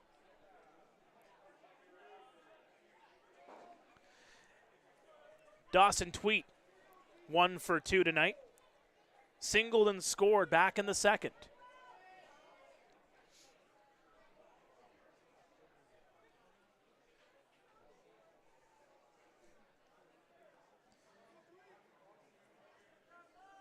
DT looking to do something here, holds back off on the bunt. That'll be ball number 1. Tweet from Russell, Manitoba. Just 22, will be 23 on October 2nd. So exactly a month from today. Happy early birthday to DT.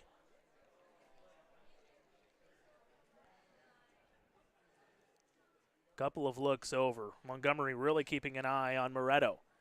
And that'll miss downstairs at the knees. 2 balls, no strikes. Here on Tweets. The most outstanding Canadian in the Western Canadian League in 2023. member of the Moose Jaw Miller Express. The 2-0, and that's going to miss outside. Hitters count here now for Dawson Tweet. See if he gets the green light here.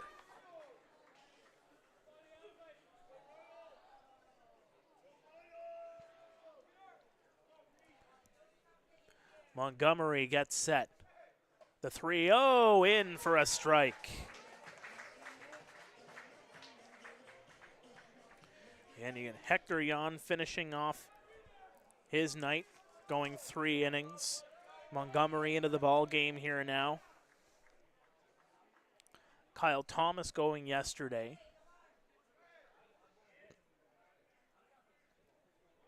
Couple of looks over. The 3-1. Popped in the infield, and Connor Morrow will get over to make the catch.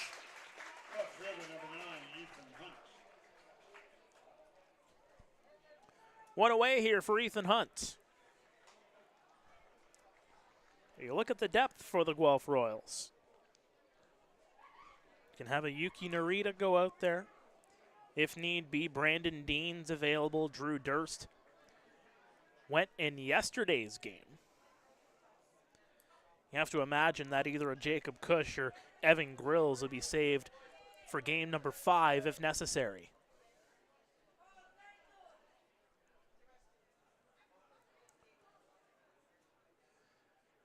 Couple of looks over. And that's just going to miss on the outside edge for ball 1. Was stranded at second after he singled and struck out swinging in the 3rd.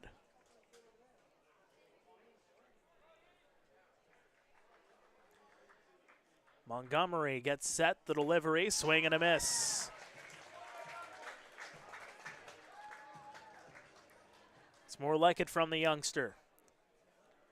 Product of the Mississauga Tigers 22U program.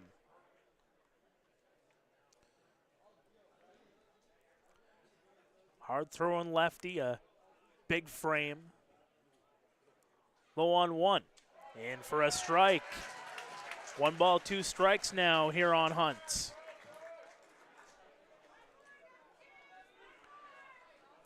For the Royals, you need a couple of shutdown innings here and get that offense rolling. Both offenses are starting to cook here in this game.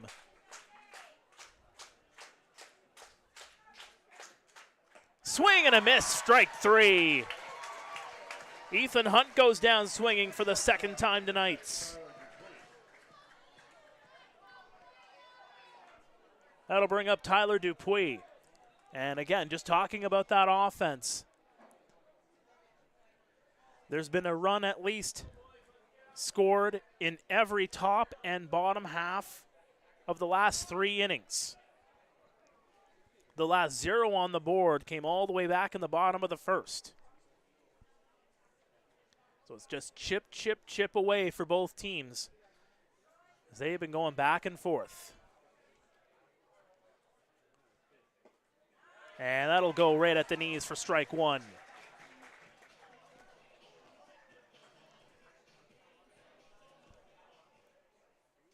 Dupuis 2 for 2 tonight. A bunt single his last time up, later came around to score. And that's in for a strike. Painting the inside does Montgomery there. A strike away from getting out of it is Montgomery.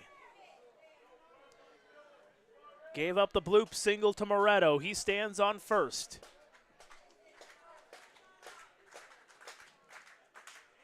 And that's going to be smacked, grabbed there by Burns, over to first in time. Great play by the second baseman, Burns, and they get out of it.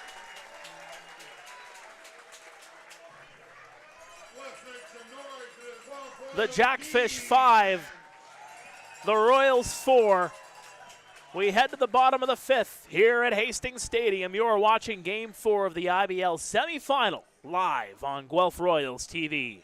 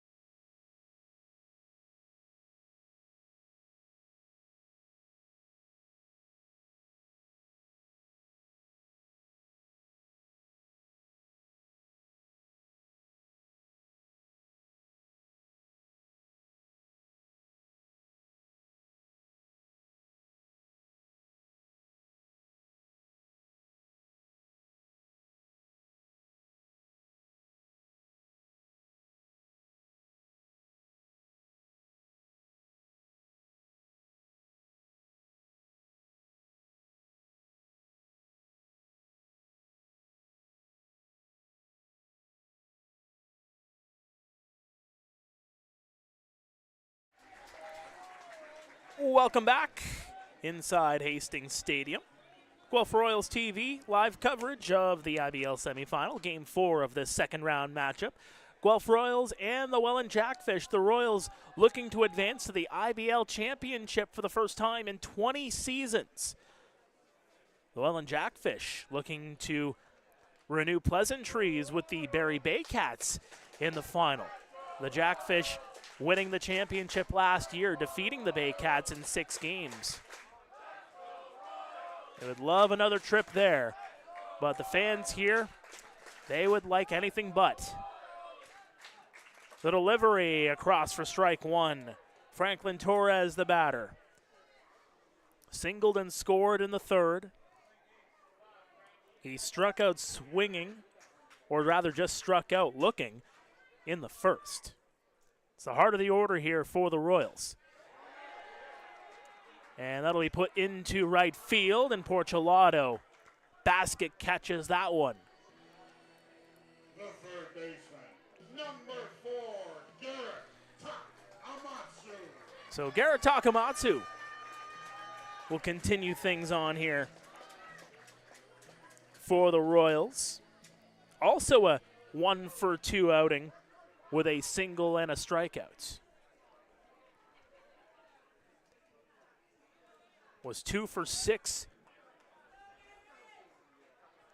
in game number 3. Hitting .321 coming into tonight's. That one goes into the dirts.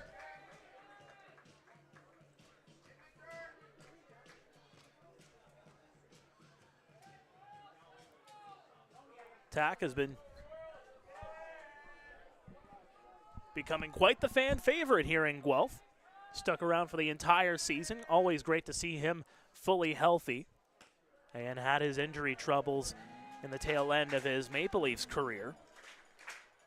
Splitting time between the Leafs as well as Quebec in the Frontier League.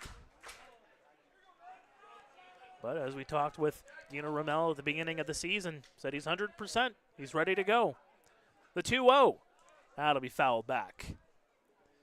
He's had himself quite the year here in the Royal City, reunited with his former Ontario Blue Jays coach in Dino. Hit .287 during the regular season. 41 hits, 12 of those for extra bases, 8 doubles, 4 home runs, 32 ribeyes. 2 balls, 1 strike here on Abram. That one sent deep into right field, into center field rather, and Morello will come over to make the catch. Didn't really have to trot over too much. Your center fielder, number 8, J.D. Williams. Ben Abrams, 73 pitches, 47 of them for strikes coming into this inning. Looking for a quick inning here. And what a season he has had. And when the chips are down and everything is on the line for the Fish here on their 2024 season,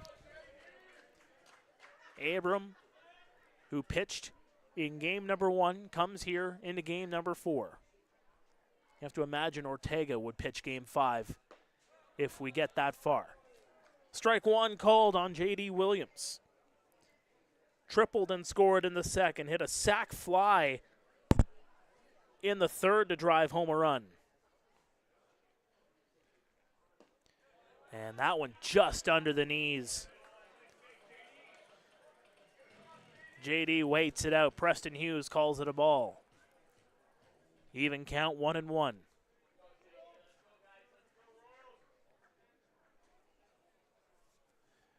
Abram will get the sign here. Well outside, 2-1. And you can see where Mullen sets himself up. Kind of gives you a rough idea of where that ball might be traveling to.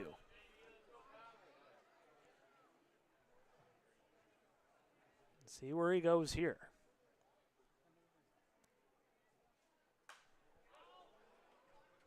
Jammed him up, but Williams able to get a bat on it.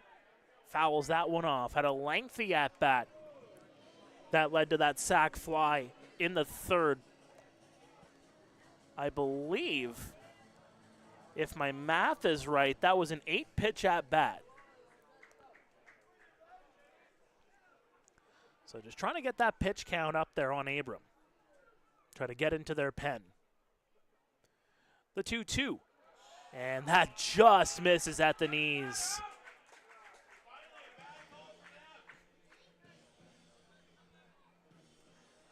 Full count here with 2 away on JD.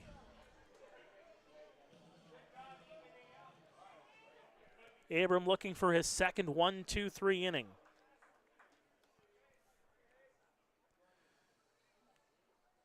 Nods the delivery. And that goes across for strike 3. JD goes down looking. Abram is through 5. The Jackfish remain up 5-4 as we head to the 6th. This is Game 4 of the IBL semifinal live on Guelph Royals TV.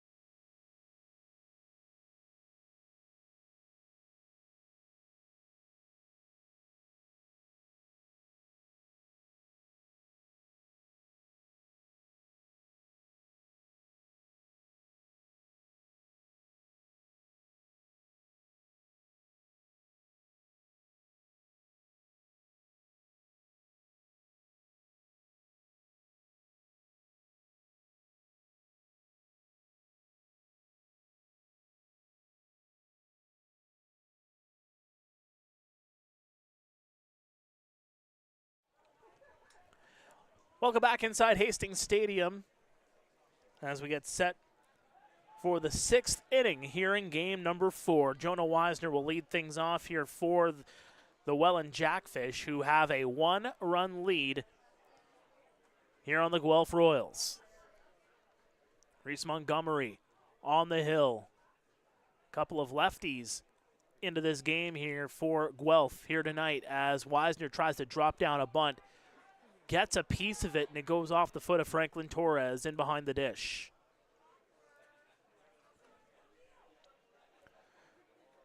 Weisner singled and scored in the 4th, albeit a couple of those advancements by Weisner came off of a pair of wild pitches from Montgomery in the last couple of innings. Wild pitch allowed Weisner to advance to second. A wild pitch getting away from Torres, while Weisner was at third, allowed him to cross the plates. It was one of 2 runs in the 4th for Welland. The delivery, and that's a cross for a strike. No balls, 2 strikes. All in all, Weisner 1 for 2 on the night. Walked back in the 2nd.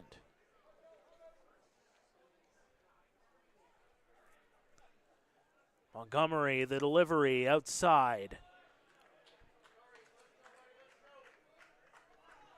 Weisner not biting on that one. And they'll look to try again here.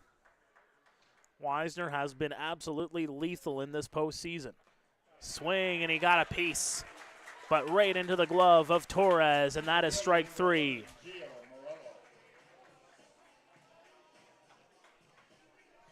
And that'll set things up here for Gio Morello. 0 for 2 with a sac fly tonight.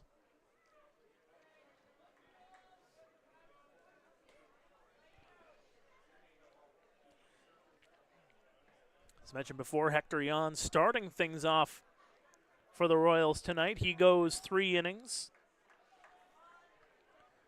Montgomery has done a good job so far here in relief. And that'll go across for strike 1.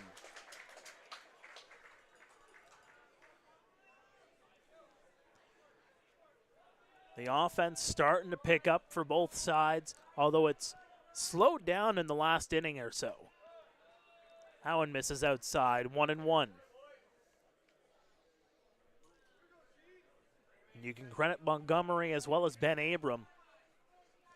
They'll take their lumps, but able to settle it down. Sent into center field, to left center it goes, and J.D. Williams falls to his backside but makes the catch. 2 away here in the 6th.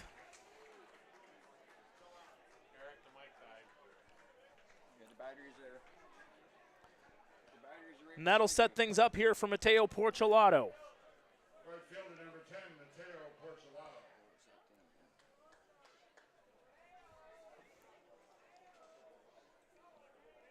A single, a walk, a ground out, has a stolen base here tonight. Relatively productive, but would love to do a bit more and extend this lead. Right in there for a strike. Montgomery's been doing a really good job with his locations.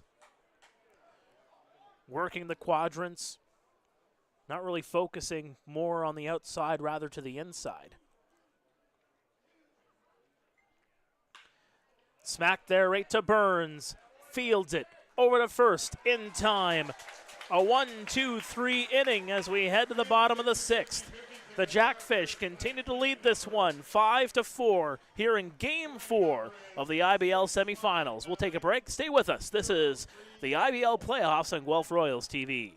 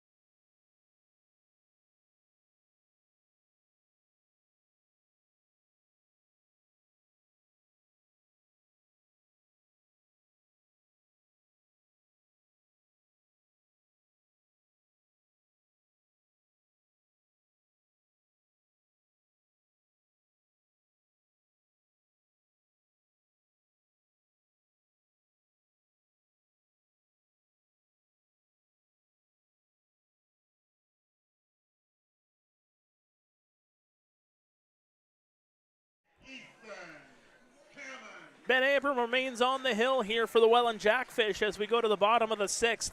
85 pitches in, 54 of them going for strikes. Has given up 7 hits here in this one, has struck out 7. Has the ace of this Jackfish pitching staff. Hammond, Garton, and Burns due up here for the Guelph Royals, looking to claw back in and erase this one-run deficit. Mullen sets up more to the outside. That one's smacked. It's going to get over into right field. Morello gets over, tracks it, and makes the catch. Time for a little more Garden Mania, Royal City. Your first. And this will bring up Josh Garton. And if you're Ben Abram, don't go fastball. Garton gobbles up fastballs, turned on one on the first pitch in the fourth, and put one onto Kathleen Street deep and over the right field fence. That, in fact, was the last run we have seen in this ball game. Made a 5-3 scoreline into 5-4. Garton would love to tattoo another one and tie this ball game. And that one just misses at the knees. 1 ball, no strikes. Garton 2 for 2. That home run accompanied with a single back in the second.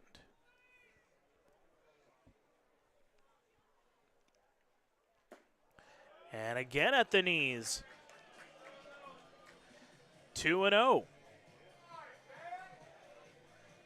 Couple of breaking balls getting down there. Trying to get away from Garton's sweet spot. Holds off, and they're going to say he went around. And Garton is having a word here with Preston Hughes. No appeal down the lines, and that's 2 balls, 1 strike. And Garton's going to have to get reset here. He thought that was a ball 3, but doesn't get the call there.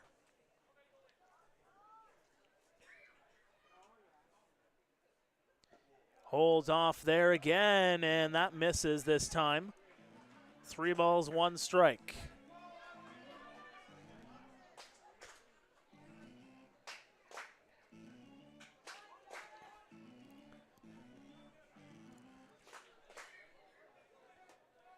Abram will get reset.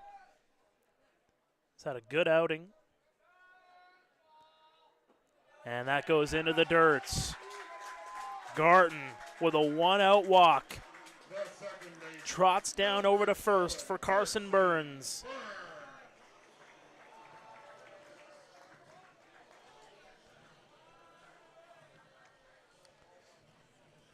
Can't really see too much movement in the pen for the Fish.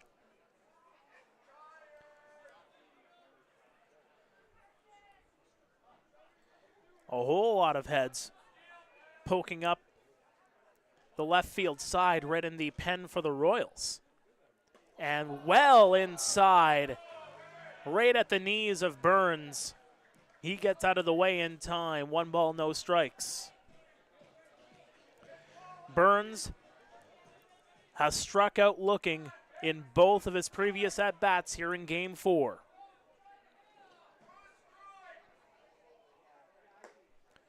And again misses. And here comes Brian Essery. A mid-at-bat mound visit. The infield all comes in for this conversation. And someone sprinted down the line into the Jackfish bullpen.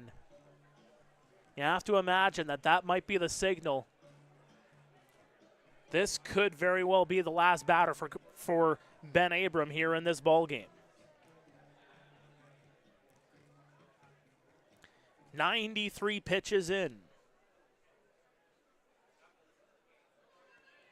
There's a little bit of chatter down the line there between the couple of players in the pen. Abram would love to get out of this one. That one's knocked down the line. That's a fair ball into right field. Garton swinging over to third. He'll get in there safely. Runners on the corners with 1 away. The left fielder, number 50, Ashton Patterson. Burns with his first hit of the ball game.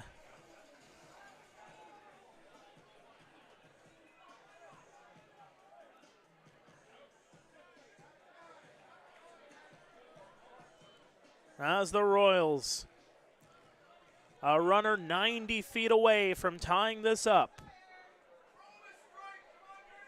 Patterson 1 for 2. Hit a single in the fourth.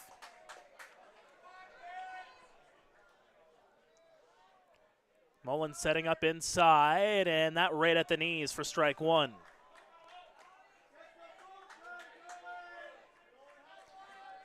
Patterson, the ex-Guelph Silver Creek, the mechanical engineering grad from the University of Guelph.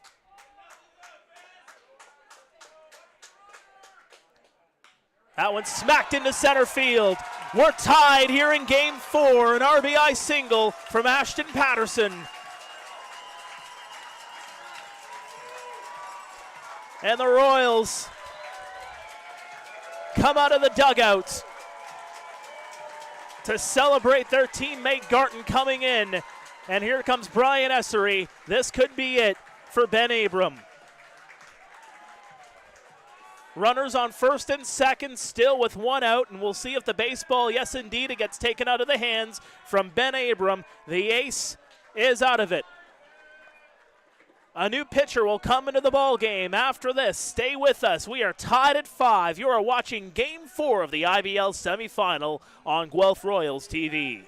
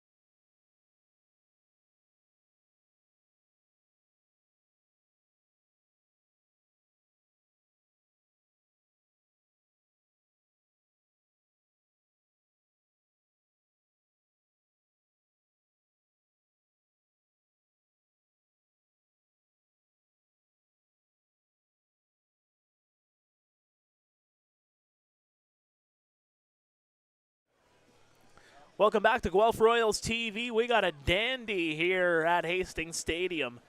It is 5-5, and the Royals are pressing for more on the cusp of advancing to the IBL final. We're on the cusp of 1,000 watching this broadcast tonight. Thank you all for tuning in, wherever you might be tuning in. Andy Leader will lead things off. Brandon Markland comes into the ball game for Ben Abram. Markland pitched an inning and 2/3 back in game number 1 of this series. A perfect ERA in these playoffs through 3 appearances. 9 strikeouts to 2 walks, 4 2/3 innings pitched. Holds off, does Leader, but that goes across for strike 1, just on the outside edge.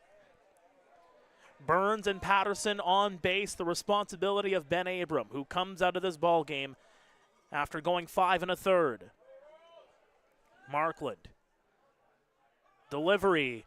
Throw over to third and in time. The double steal goes astray for the Guelph Royals, and the leadoff runner is picked off over at third. Patterson advances to second, but that is a key out.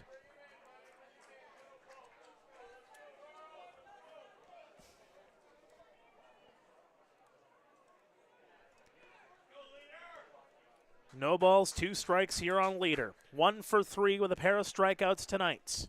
Markland, the delivery, smacked high. This is playable, shallow right field. Tweak calls off Moretto and makes the catch. But another run comes in to score for the Royals. We are tied at 5, heading to the 7th inning. Stay with us. This is Game 4 of the IBL semifinal on Guelph Royals TV.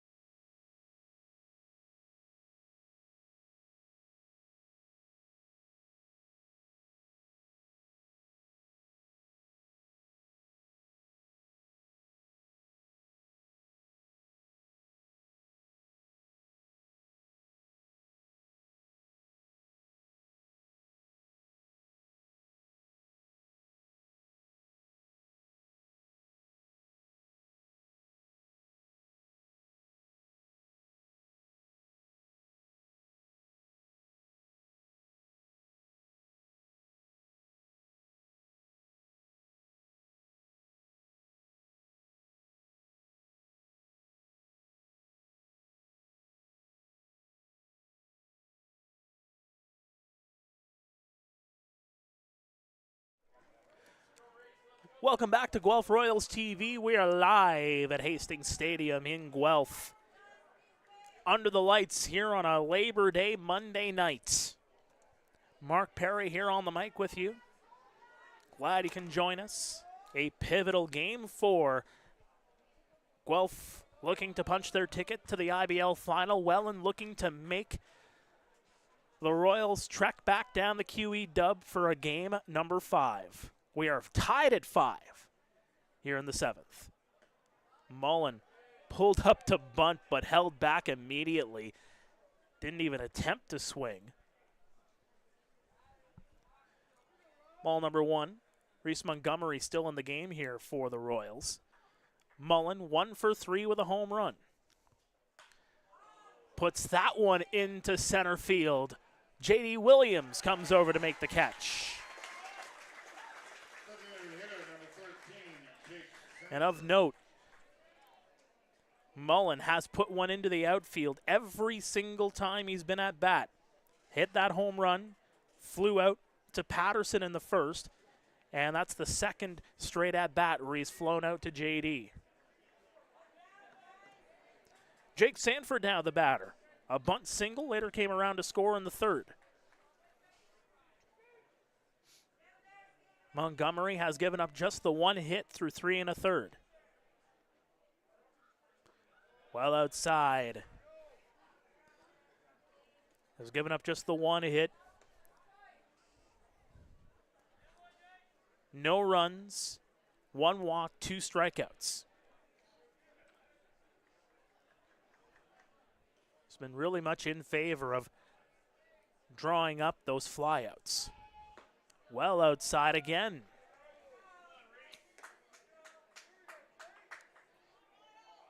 In fact, since Reese has been in this game, there's been just the 2 ground outs. Everything else has been in the air, minus the pair of strikeouts. The 2-0, just under the knees and well outside. 3-0 here on Sanford.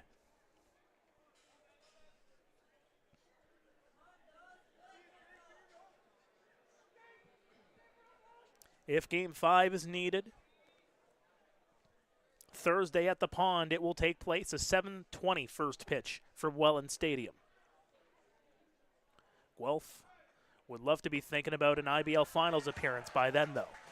Strike number one.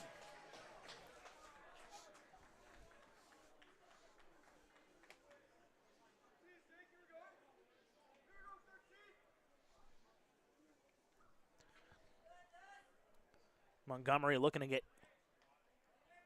more into his wheelhouse. That one's going to miss, though. Ball 4 inside. And Sanford's on base for the second time tonight.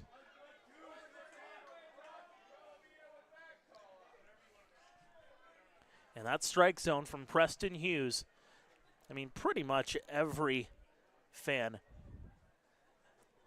is not going to be happy with strike zones in general, no matter who the umpire is.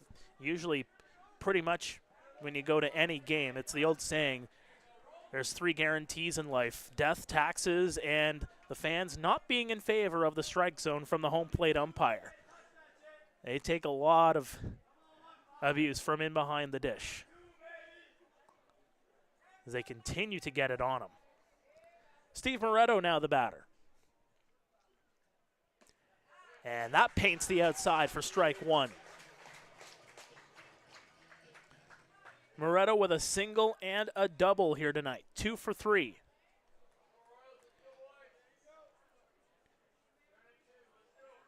And you know the Jackfish are pretty speedy and aggressive on the base path. Have to wonder if they're thinking about a steal. Couple of looks over. And that one goes into the dirt. Montgomery locked eyes there with Sanford over at first base.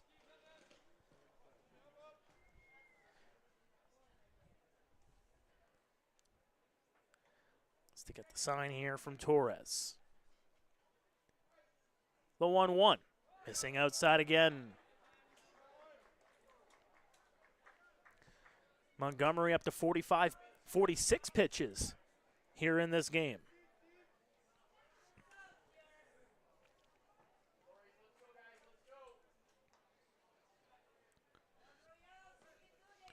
Couple of looks over at first. Montgomery, the 2-1. And that'll go across for a strike.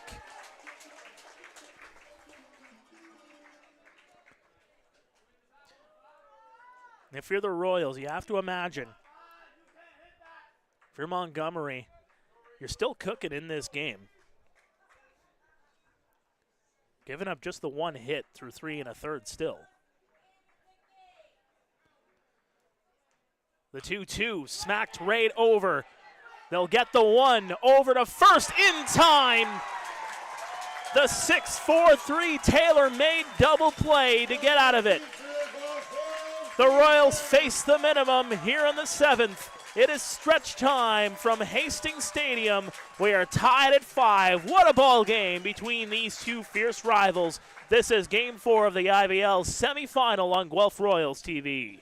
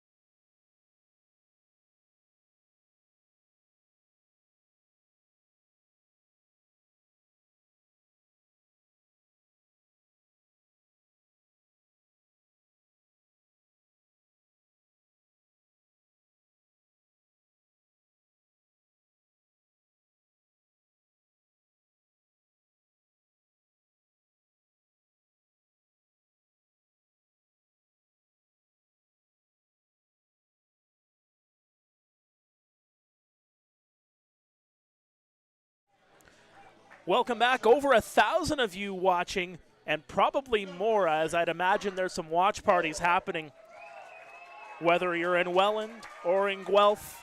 Glad you can all join us here on this Monday night. The Jackfish and Royals tied at 5, heading to the bottom of the 7th. The heart of the order due up here for Guelph. Brandon Markland remains on the hill here for Welland. Swing and a miss by Morrow for strike 1. 0 for 2 with a sack bunt here tonight. Ben Abram getting the hook through 5 1/3. Gives up 4 runs on 9 hits. Walked 2 and struck out 7. That one's well inside. Morrow gets out of the way.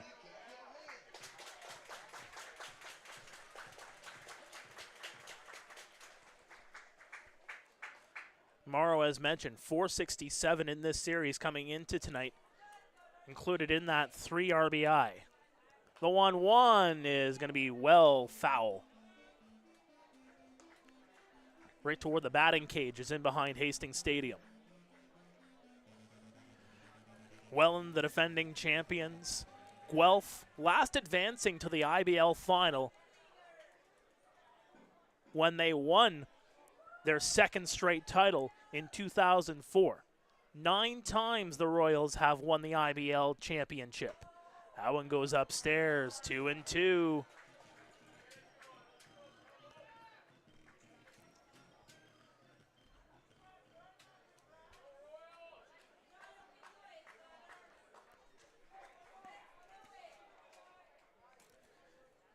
And they've got quite the team here this season. Smacked back, and it hits the plexiglass in behind home plate. You know, in talking with Dino Ramel at the beginning of this season and just talking about the potential that this lineup could have, yes, there were some missing pieces, some unknowns going into the year. You know, took his chances with a young team in the first month of the season before guys started to come back, before they can start making acquisitions. They bring in some key bats. Franklin Torres coming in the middle of July. Andy Leader being acquired from Kitchener halfway through the season. Complements some really hefty bats that started off the year well. It's a full count here on Connor Morrow. You know, JD was a big bat last season, comes in. Not to what you would see in 2023, but has been a steady presence. The 3-2 swing and a miss. Strike 3. Connor Morrow goes down swinging. The catcher, number 44, Franklin Torres. And one of those key acquisitions, Franklin Torres will step up here. In that conversation I had at the beginning of the year with Dino,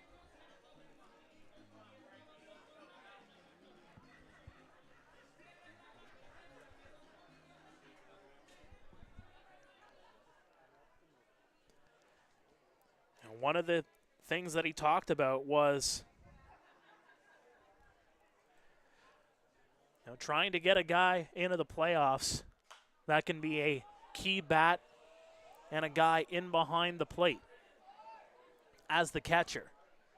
Torres was that acquisition, and he's done a great job since coming in to the Royals organization.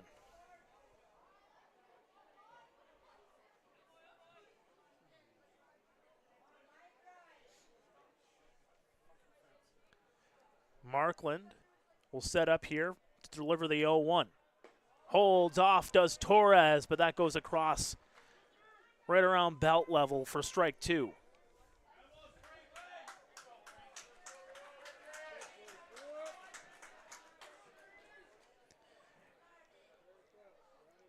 Markland looking to keep that sparkling perfect ERA right where it is.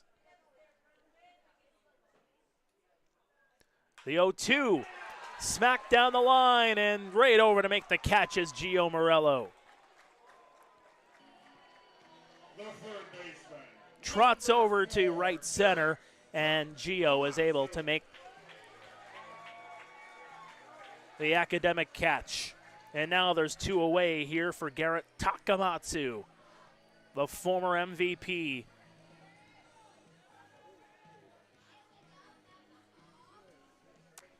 the former Quebec Capitale. And to think all of his accolades, just 26 years old.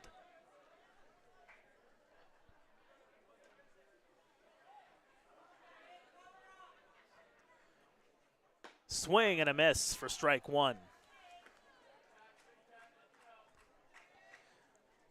Tack 1 for 3 tonight.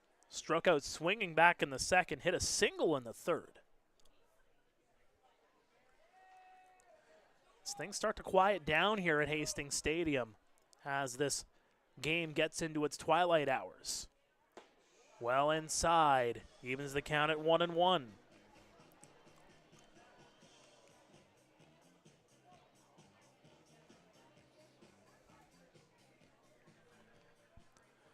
You can tell it's tense moments here in this series with this game tied at 5. Everybody just at the edge of their seat.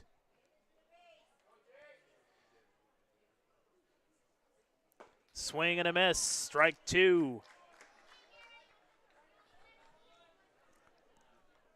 And again, such a great turnout here tonight. Many fans in attendance. Again, probably around the 800 to 900 mark. We will apologize for some of the cameras. We're doing our best to try to run down the sides as many fans crowd around the fence and have been shaking the fence and some of the meshing that has been interrupting a couple of feeds here and there.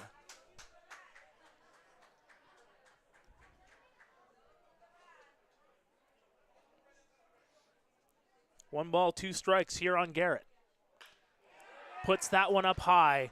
Into right field, though. Playable here for Mateo Porcelato. He'll make the catch. To the 8th we go here from Hastings Stadium. We are still tied at 5. You're watching live coverage of Game 4 of the IBL semifinal on Guelph Royals TV.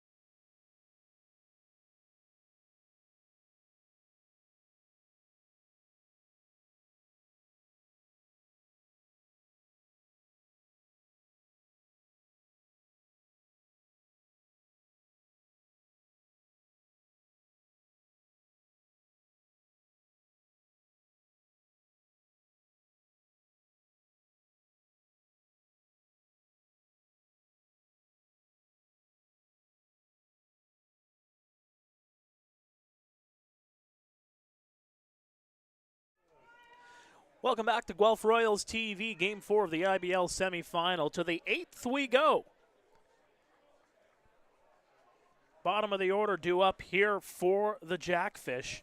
Tweet, Hunt, and Dupuis. Reese Montgomery into his 5th inning of work. That'll miss outside for ball 1. Couple of lefty throwers for the Royals tonight. You have to imagine that Brandon Deans might come in to pitch the 9th. That one smacked center field, and that is grabbed. What a catch from J.D. Williams. He slides in and takes away a base hit from Dawson Tweet.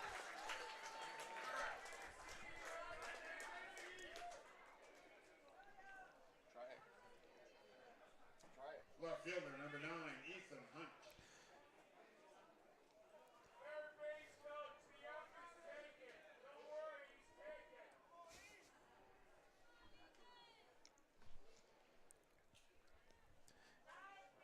In championship finals, in championship experience, you need catches like that to come up for you. And that one goes into the dirt. 1 ball, no strikes here on Ethan Hunt. 1 for 3. A single and a pair of strikeouts, both of them swinging.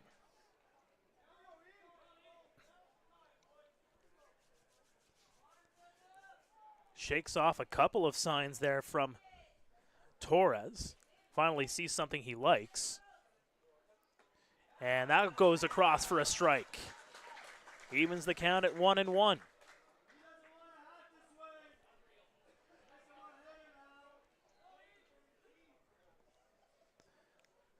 You can even see some of the speeds have been. That one's going to go into the dirt. Some of the speeds have been, misleading. He's been taking a little bit off of certain pitches. He's been really good with that.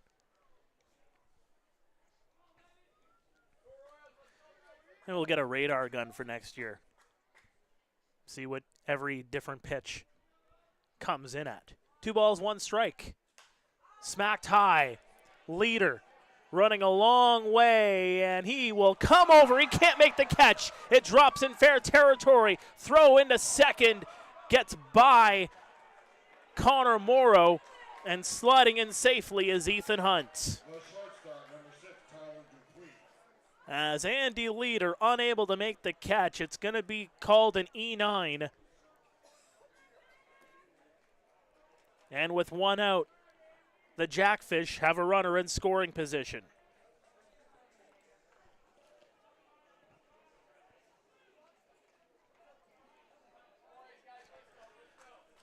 This is the time for the Fish to take advantage. Tyler Dupuis, who's 2 for 3. And here comes Dino Ramel. Does he signal, or is this just a mound visit to Reese? Everybody's going to come in on this conversation. Still no sign of the bullpen. Someone warming up in there. I can tell you it's a righty at least. Probably Brandon Deans. And Dino having that conversation.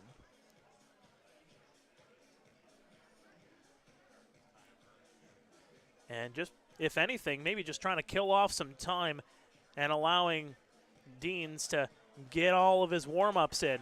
And there goes Montgomery. The signal has been made. A new pitcher will come into this ball game here for the Guelph Royals. We are tied at 5, 1 out with a runner on second base. Stay with us. This is the IBL semifinal Game 4 coverage live on Guelph Royals TV.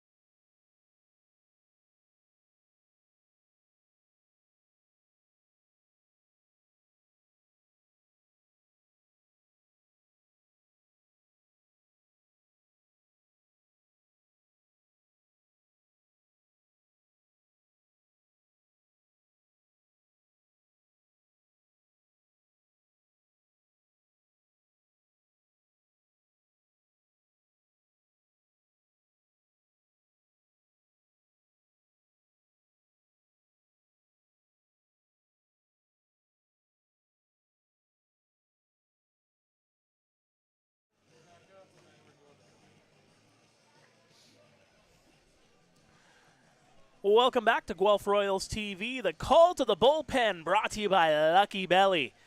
Ooh, fill your belly at Lucky Belly. Brandon Deans comes into the ball game here, the former OCAA Pitcher of the Year from Humber College, the Mississauga native. A bit of a different look here as we go from lefty to righty.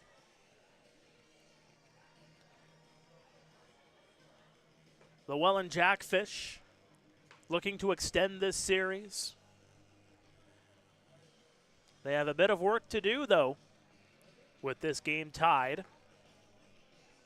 Tyler Dupuis will start things off for the Royals once we resume play, with Ethan Hunt on second base. He's just over at third having a conversation right now, just having a bit of a chuckle and trying to gather the strategy. He will trot back over to second. Everybody else having that conversation in the infield. And again, it's a key spot in this ball game. Just try to figure out what you want to do. Deans gets in his warm-ups and looks like we're set to go.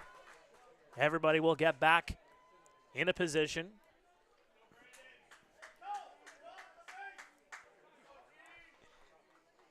As Carson Burns is over at second base, goes to touch the bag, says, hey, throw it over here, throw it over here. But he gets back in a position, and Ethan Hunt will take his lead off. Holds off, but it goes across for strike one. An entertaining ball game. What an entertaining series. Yes, Game 3 was a blowout, Guelph getting the victory, but otherwise this has been a very entertaining close series between these two teams. Couple of checks over on Hunt. The delivery upstairs. When you came into this series, you had to look at the matchups and what you saw in the season series. Welland sweeping all 5 games in the matchup, but matchups got ever closer as the season went along.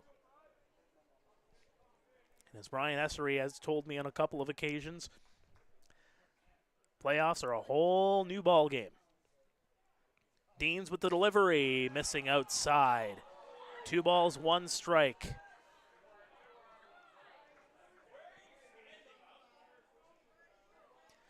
Deans his second appearance of this postseason. Pitched an inning in that 14-0 series clincher against Chatham-Kent. Struck out 2 in an inning of work. The 2-1. Smacked around, over, past Carson Burns. No throw to the plate, and the Jackfish have retaken the lead. An RBI single from Tyler Dupuis. 6-5 Welland. And the bottom of the order is getting things done here tonight for Welland. A combined 5 for 12 is Tweet, Hunt, and Dupuis.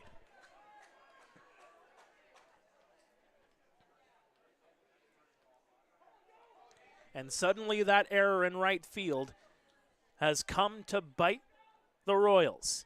Inside on Wisner for strike 1. Just painted a bit of the plate there. Got enough for the call. Wisner 1 for 3 with a walk. Deans gets set. Torres set up more outside and tried to frame that one up. Doesn't get the call, though.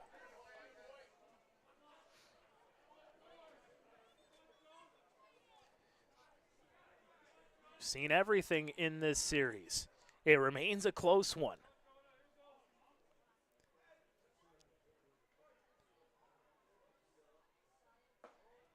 Right at the knees again, but no call. 2 balls, 1 strike.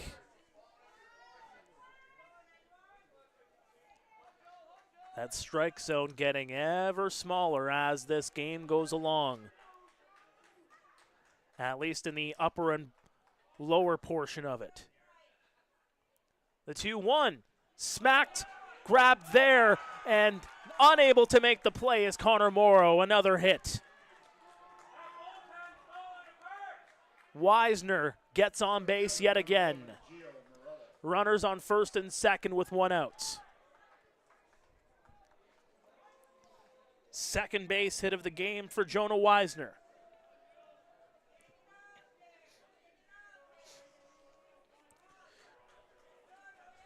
This will set things up here for Gio Morello. The Fish get their signs from the third base coach. Dean's running into some trouble here. We'll look over at second. The delivery well outside. 1 ball, no strikes.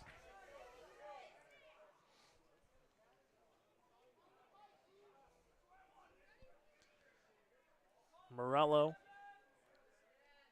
0 for 3. Does have an RBI. Throw over to second, not in time.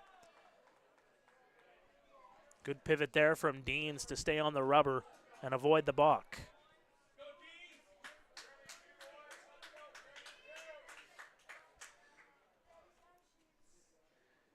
As a generous lead there by Tyler Dupuis over at second. That one's going to be smacked over the head of Morrow. Circling around third, he gets the wave. Dupuis, throw to home, well over the head of Torres. And another run comes in to score.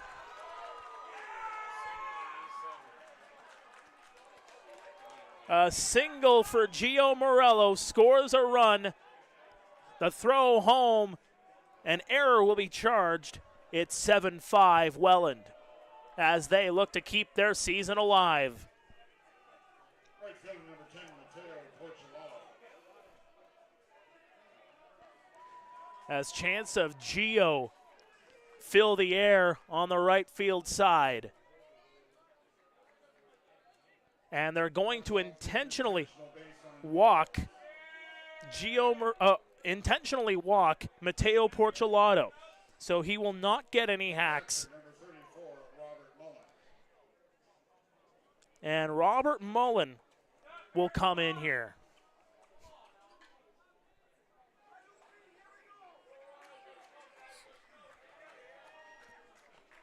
So the bases are loaded now.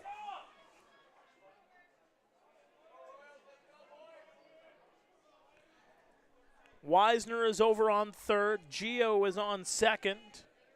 Porcello is on first.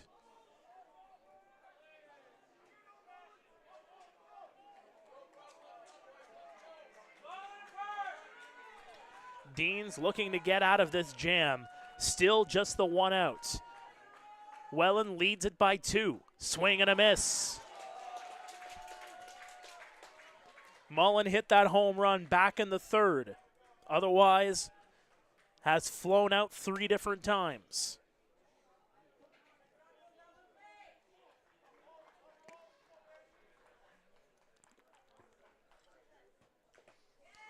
Got a piece of it, though. As Torres checks on Preston Hughes.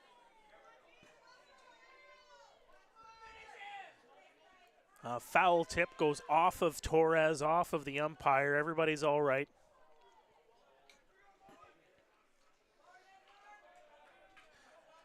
But you intentionally walk Mateo Porcello, get him on base. There's no stolen base threat unless they try to triple steal here. Try to get a double play. Swing and a miss, strike 3. Or you do just that. Robert Mullen strikes out here in the 8th. And that brings up Jake Sanford.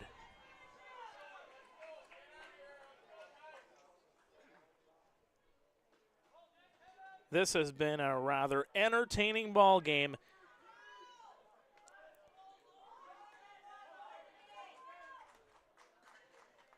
And what a game we might still have in store in the last couple of innings. Off the glove. Throw to home, not in time. Everybody advances, 8-5. A wild pitch by Brandon Deans.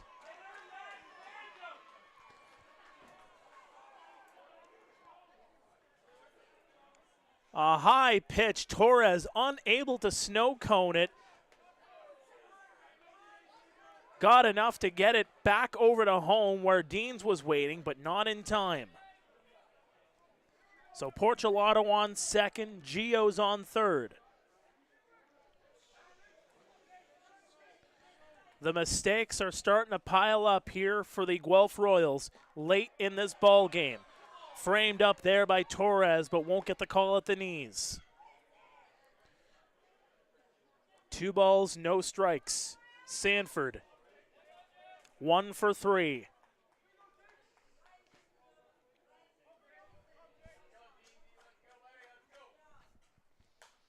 That'll be smacked foul off of the mesh in behind home plate.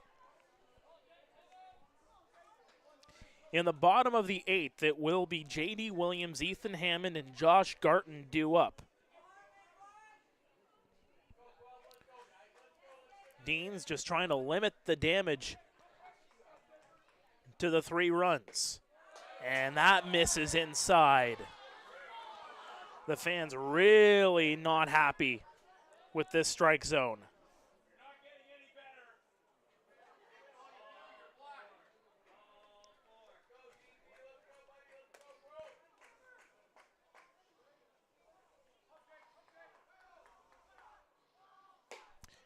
And that misses for ball 4. Sanford gets on base. First baseman number 15, Steve Moretta.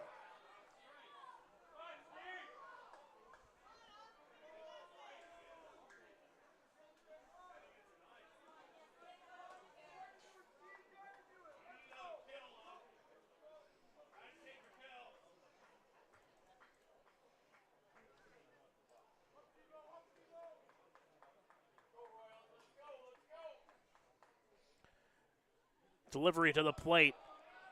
Did they say he went around? No. Appeal over to first. Says that Moretto did not go around. 2 for 4 on the night with an RBI.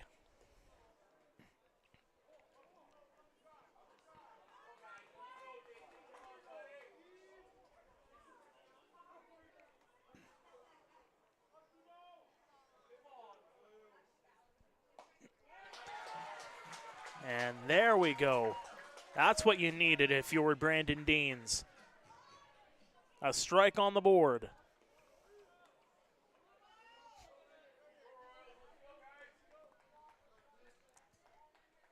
The 9th batter this inning for the Fish. Torres more to the outside, swing and a miss, strike 2.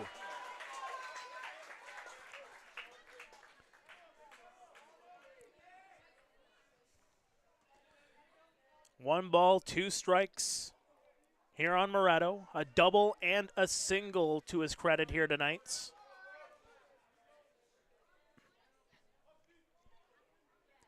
And he'll call for time.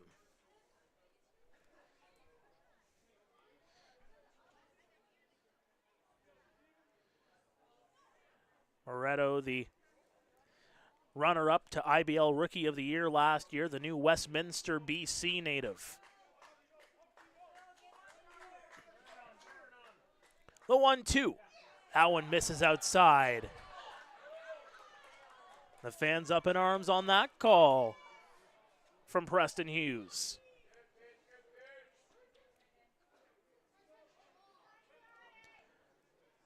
The son of a former CFLer looking to add some more damage. The 2-2 holds off on the swing. It goes at the knees, but yet another ball called. Full count. Here with 2 away. The runners will be off on the pitch. And you can hear the ball 4 chants by the Welland Jackfish fans that made the trip here tonight. A familiar echo from Welland Stadium. Upstairs, ball 4. And another run comes in to score on the bases loaded walk.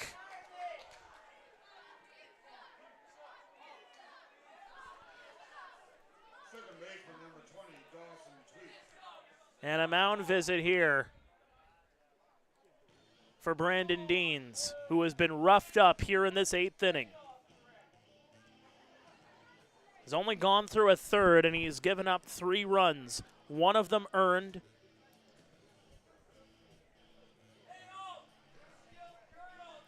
It is 9-5 Jackfish.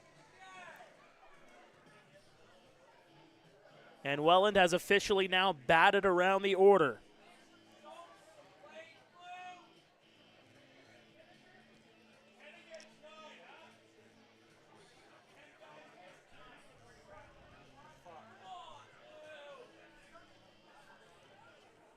And apologies for that, folks. A few fans that were walking by knocked our camera completely into the front row.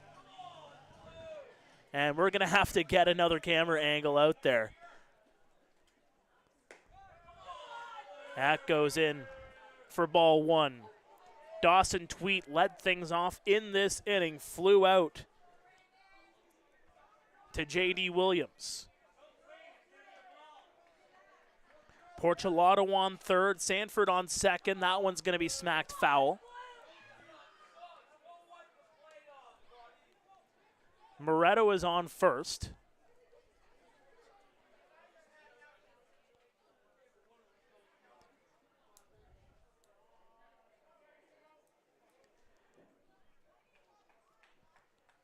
And Tweet would really like to put an exclamation point on here. There's a strike right at the knees. And a Bronx cheer erupts from behind in the grandstands here in Guelph.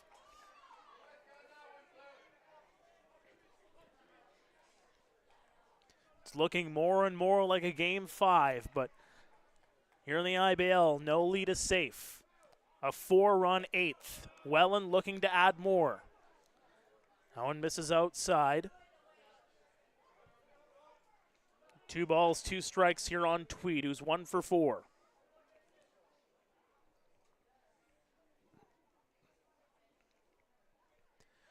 Deans will look to get the sign here.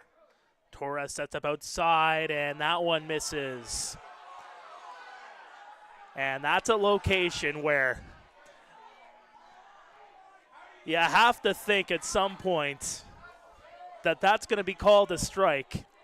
Is that, if that missed, that one did not miss by much.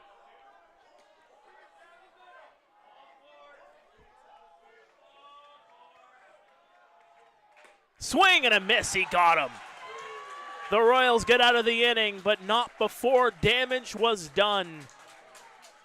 4 runs on the board for the Welland Jackfish. They send 10 to the dish here in the 8th. Welland 9, Guelph 5. To the bottom of the 8th we go. Stay with us. This is Game 4 of the IBL semifinal on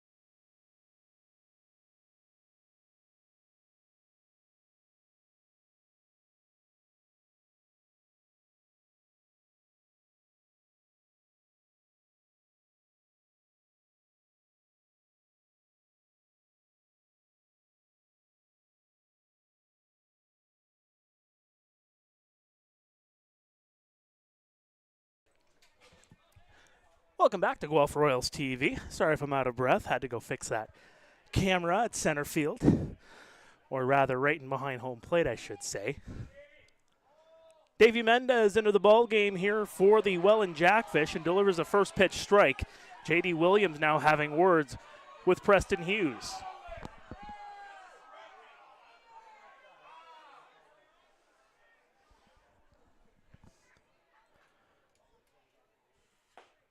Holds off on that one. Evens the count at 1-1. JD 1 for 2.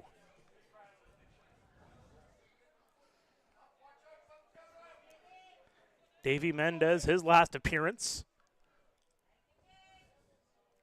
came in game 2 of this series. And that one misses outside, but it's called a strike. You saw where the glove was positioned from Robert Mullen there on the screen. Are they going to say that he went around? I don't know if he did. But it looked like that one missed from my vantage point. Nonetheless, 1 ball, 2 strikes here on JD.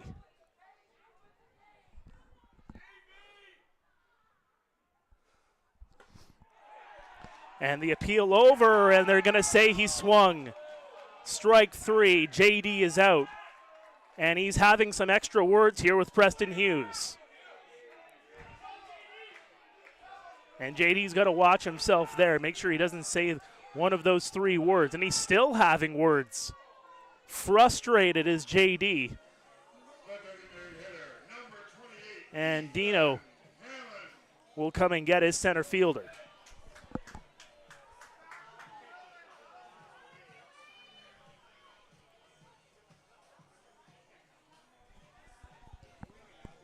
We'll set things up here for Ethan Hammond, who's 0 for 2. Walked back in the second inning. Mendez, the delivery, that's popped up. A mile high it goes. And over to make the catch is Tyler Dupuis.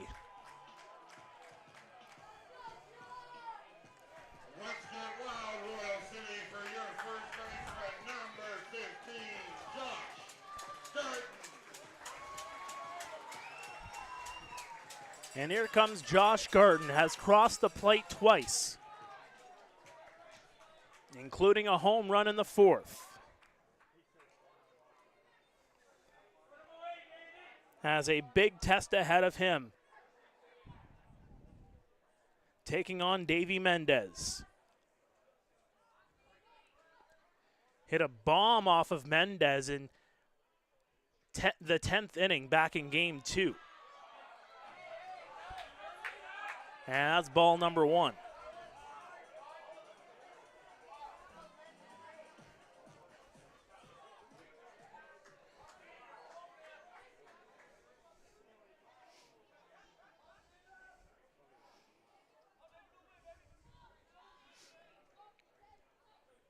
Mendez looks to get set. Swing, and he got a piece of it.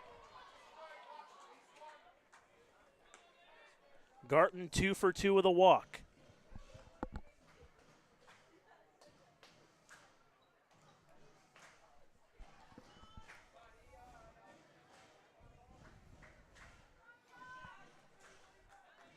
He looks to get set here again.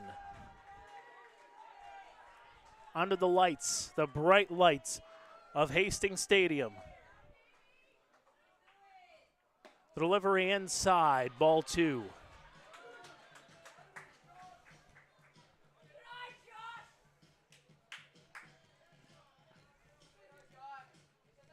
Yeah, those cameras are on magnets, I believe.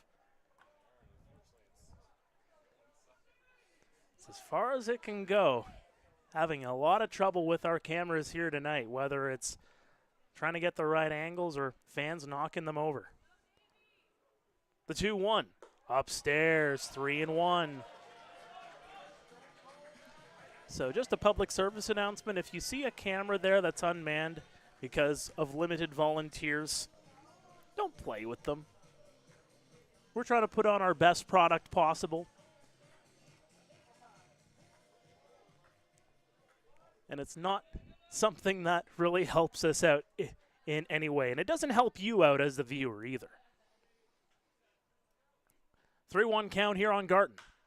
Smacked high. Into foul territory. Going a long way is Weisner, and it drops right in behind him.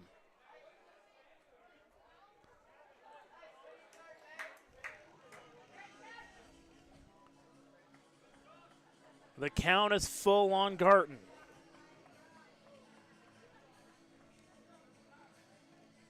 A pair of RBI in this ball game. Hitting .417 in the series coming in.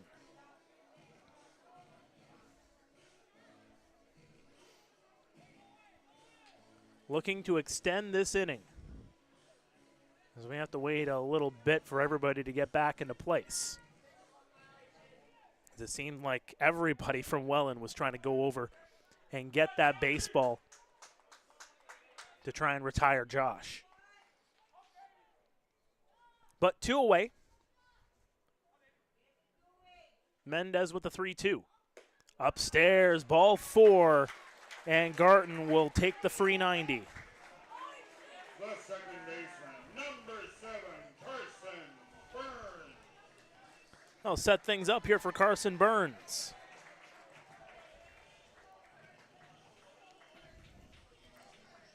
Has a single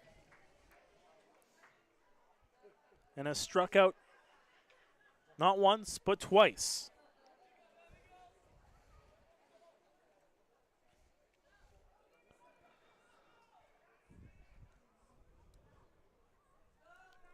Ashton Patterson waiting on deck if this inning continues. And that'll miss for ball 1.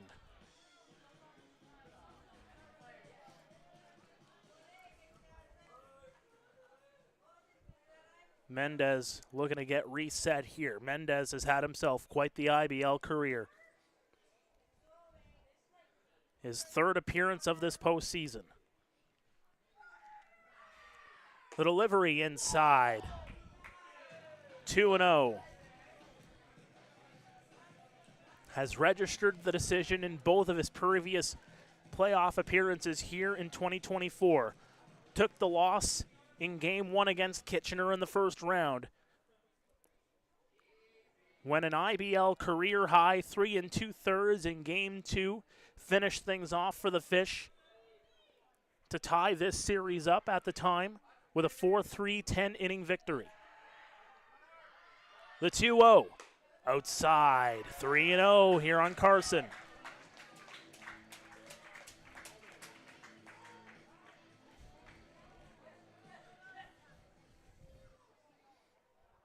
And you have to think, depending on how long Mendez goes in this one, if Guelph ends up climbing back.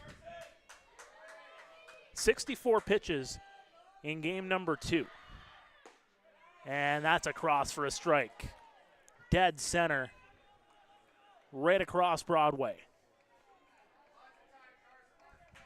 With a few days to rest, Thursday would be game 5 if necessary in this series. Everybody, and I mean everybody, would be available in that one. Inside, ball 4. Back-to-back walks issued by Mendez. The left fielder, number 50, Ashton Patterson.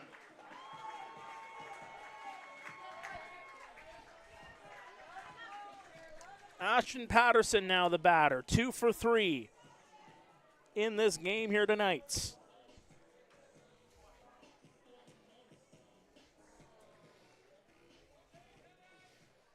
And a quick word between Mullen and Mendez.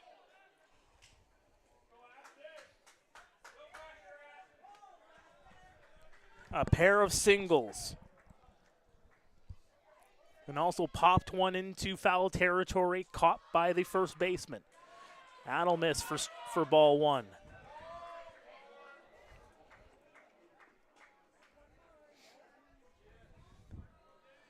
Guelph 5 runs off of 9 hits here tonight. Welland, 9 runs off of 13 hits. Pair of errors charged to the Royals. And that'll miss for ball 2.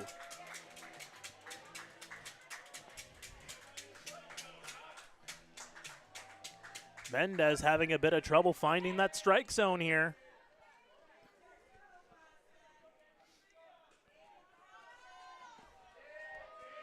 As he looks to recenter.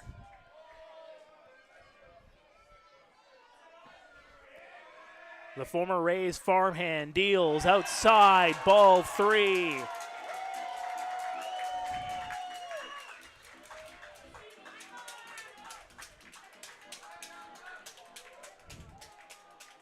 You go back to game 2, the last time these two players matched up. Patterson was clunked on the back in the 10th inning. It set off a minor fracas between the two teams. Nobody was thrown out,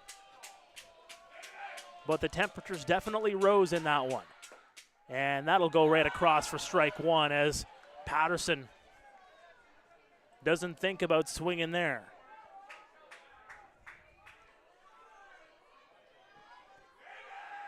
We're just over 3 hours into this one. Brian Essery having a quick word with Sean Schaefer, the first base umpire, and that one goes across for strike 2.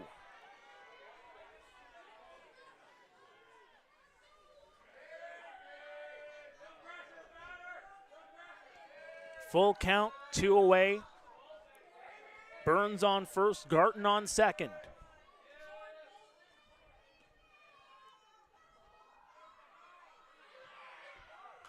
That's going to be fouled off. And Burns and Garton will have to go back. It is a 4-run lead for the Jackfish. 4 runs scored in the 8th inning, breaking the deadlock.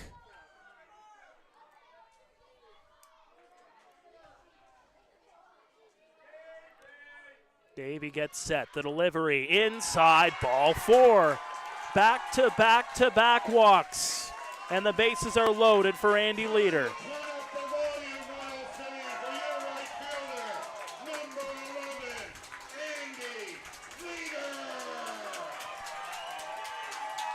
Andy Leader 1 for 4. A big moment in this ball game.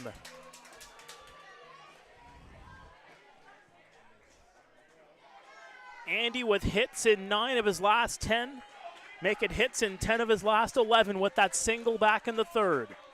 Would love to get underneath it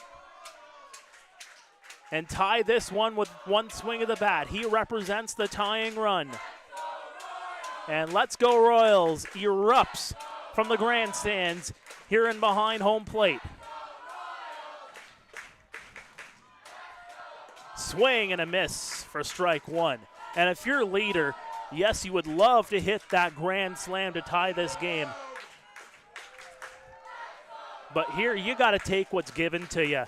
There's a large gap in between the left and center fielders. You put that one into the gap, that's going to score at least 2. And that's going to clip the outside corner. No balls, 2 strikes.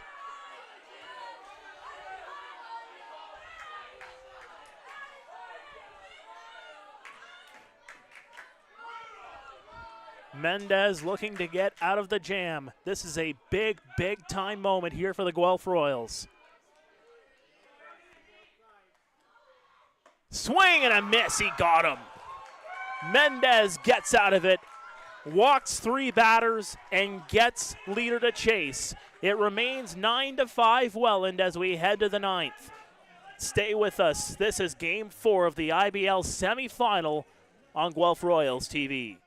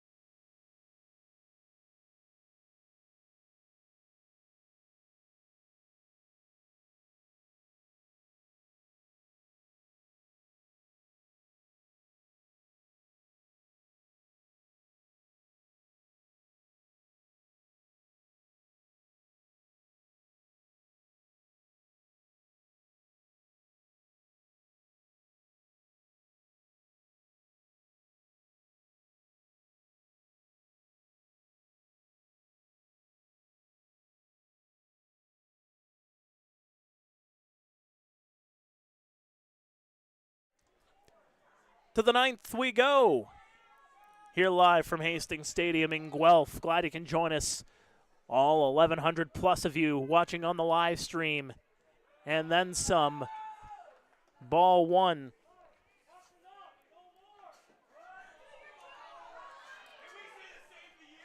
And now you can hear Preston Hughes telling the Guelph side, and I quote, "No more." His warning has been issued. That one's going to miss downstairs. Between the fans and some of the sides, Preston Hughes has been hearing a lot of it here tonight. The 2-0 is popped up. Leader gets underneath it. He'll make the catch. Hunt retired on the F9.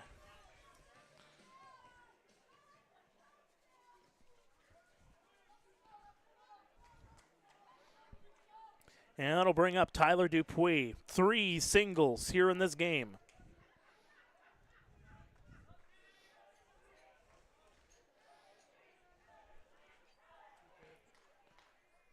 Dean's the delivery. And that'll go over for strike one.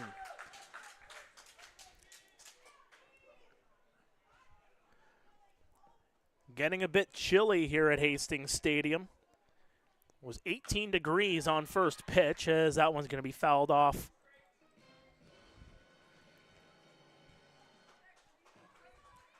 Clear skies now sitting at around 11 degrees. Starting to get into sweater weather season.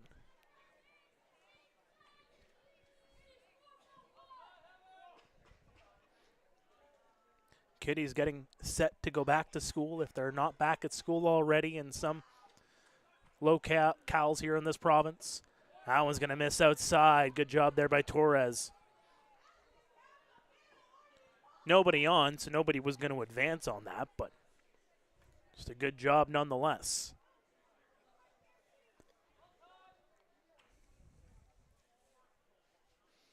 The 1-2. Cued down the right field line, and that's going to drop foul.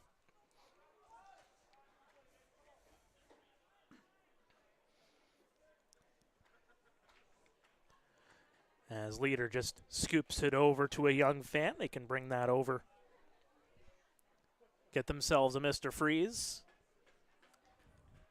Although at this temperature, might want to exchange that for some cocoa.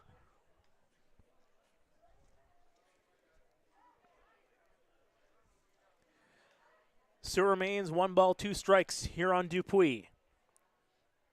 Swing and a miss, strike 3.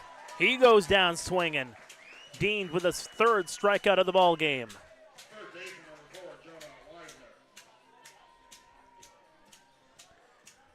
That'll set things up back to the top of the table for Jonah Weisner. 2 for 4, a strikeout, and a walk.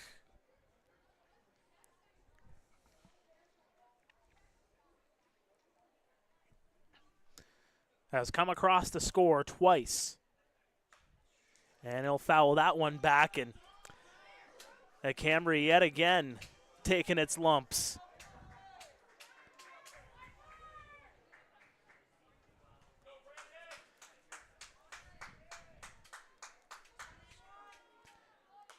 Smacked high and into foul territory. That one goes.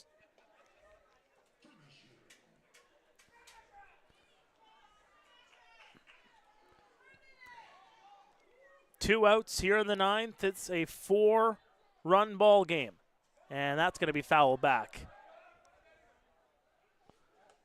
And everybody's starting to run after that one. The seats have emptied quite a bit here since the start of this game.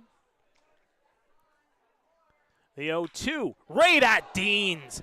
Deans gets up, throw over to first, and in time, they get the outs.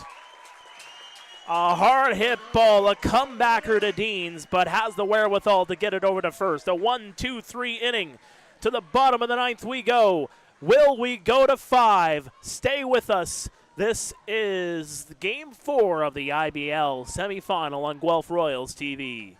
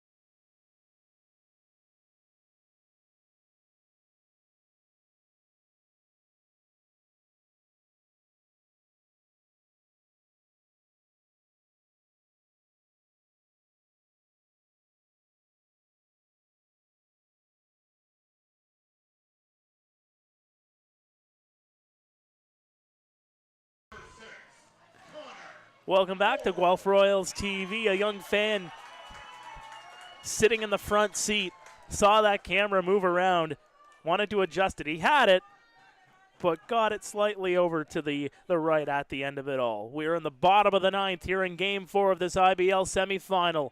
The Jackfish 3 outs away from putting this one to Game 5 on Thursday night. Strike one on Connor Morrow.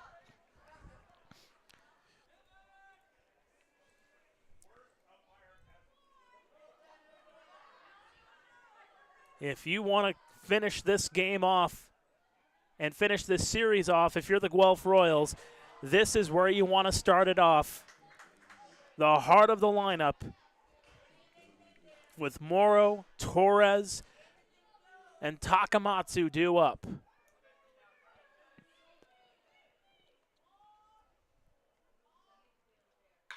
That one smacked over the head. A base hit to lead things off here in the bottom of the ninth. Connor Morrow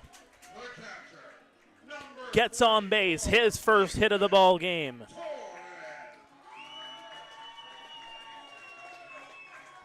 Davey Mendez still on the hill here for Welland.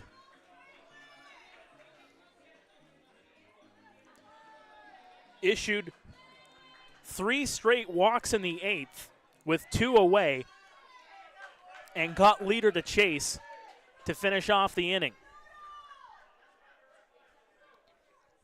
Well, the leadoff man is aboard here in the 9th. Franklin Torres, 1 for 4. That one misses downstairs, 1-0.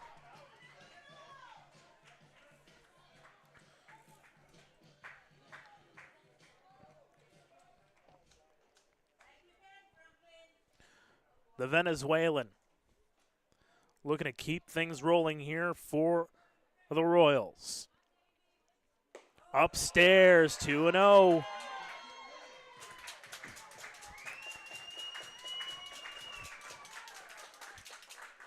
See if he can put those bat-to-ball skills to good use.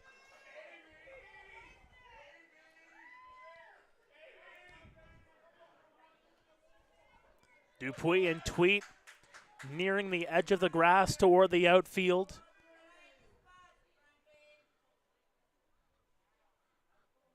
The outfield shifted a little bit deeper. Swing and a miss for strike one.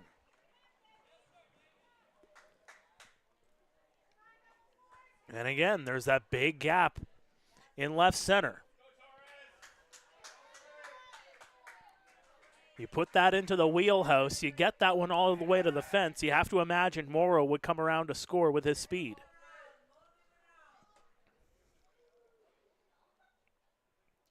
That one's going to paint the outside edge for strike two.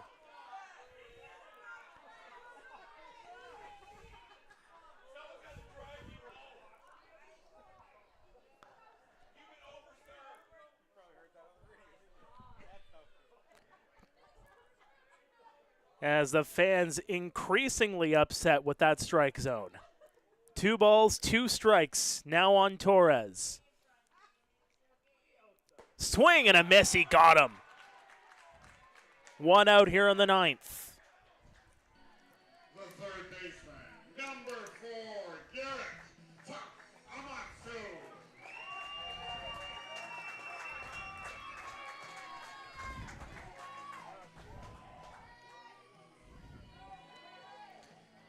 Garrett Takamatsu, 1 for 4.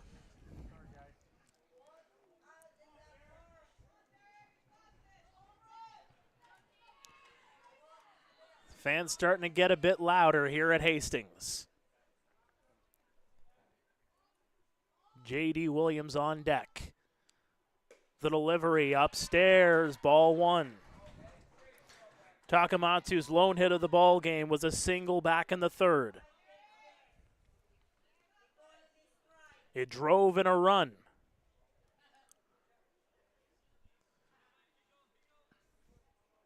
One of 2 runs in that 3rd inning.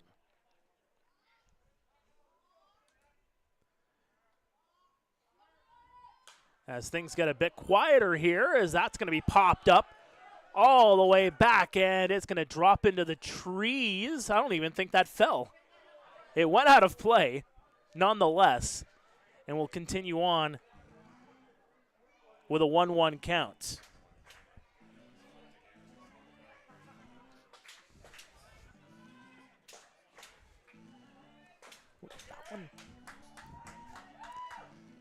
So apologies, folks. We're going to be having to operate with just this one camera, so I'm going to try to call this one a little bit more radio style. The center fielder pretty much 5 feet in front of the warning track. Mendez gets set. The delivery, and that's going to miss inside. 2 balls, 1 strike here on Takamatsu. Wisner shaded over toward the foul line over at third base.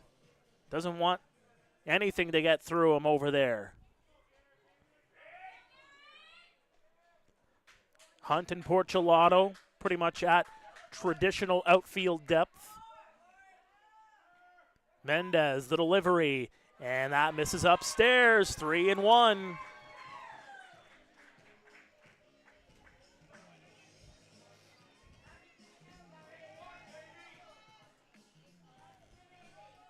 Moretto keeping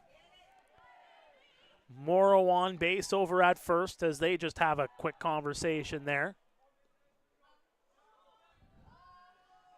Takamatsu, righty against righty. The 3-1 coming here for Mendez. Inside, ball 4. 2 runners on here with 1 away. And here comes Brian Essery.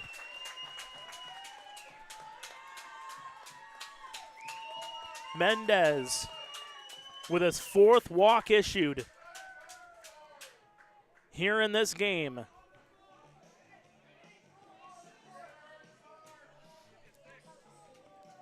Runners now on first and second, and you think back to game number 2. The Royals falling in that one 4-3. They were down 4-1 going into the bottom of the 10th. 3 runs came in to score in that 10th inning. Or rather, 2 runs came in to score in that 10th inning off the bat of Josh Garton, a 2-run home run with 1 away. As they settle down and give Mendez a little bit of extra time to sort this one out. And here comes J.D. Williams.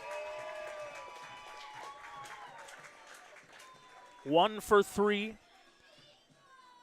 A pair of strikeouts and an RBI.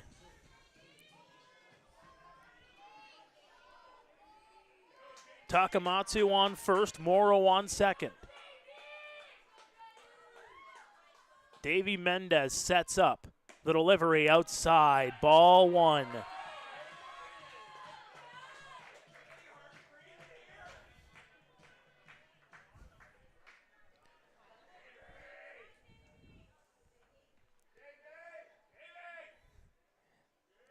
Fans trying to get on Mendez here. The 1-0, well outside, strike 1. And from this perspective, I don't mean to call a foul as the umpires are having quick words with one another as well. That one looked like it was more to the outside than the first pitch. That was called a ball. And now Mendez having a word. And they're actually checking Mendez, checking his equipment, seeing if they're, I would imagine if they're looking for pine tar here.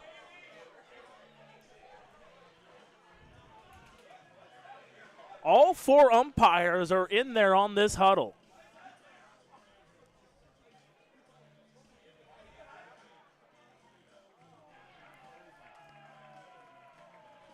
And it looks like everything's all right.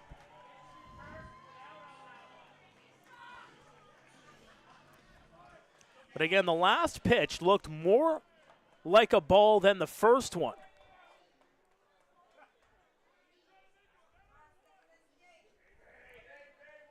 1 ball, 1 strike here on JD.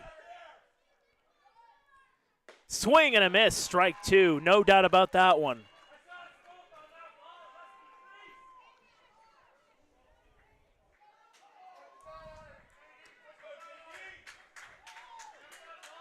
A strike away from getting the second out, as J.D. Williams calls for quick time. Everyone looking to get reset here. Welland 9, Guelph 5 here in game 4.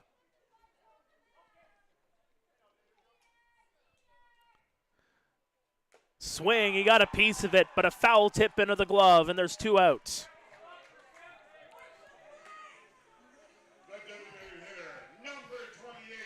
Guelph down to their final outs.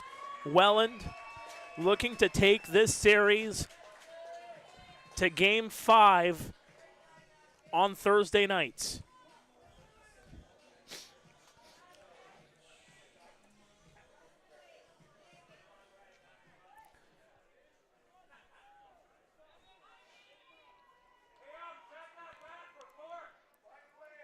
Hammond 0 for 3.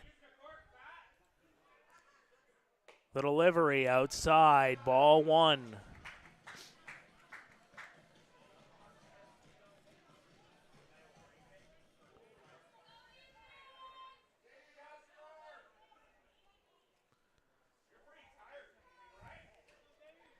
Runners remaining on first and second. Davey Mendez gets set. Mullen set up more to the outside, as that one's going to be fouled off by Hammond. Evens the count at 1-1. Hammond walked back in the second. A pair of flyouts and a groundout.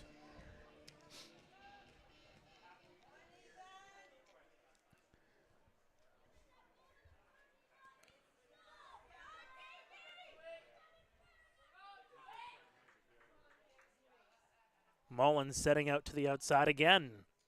Outside, painting the edge for strike 2. And the Jackfish are a strike away from sending this back to Welland.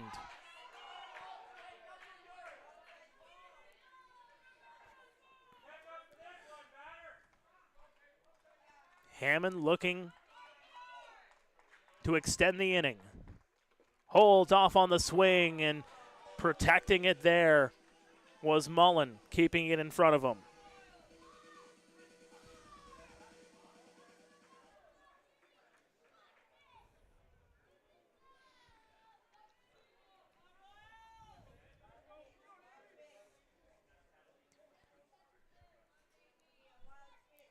Things are getting ever so quieter here at Hastings Stadium.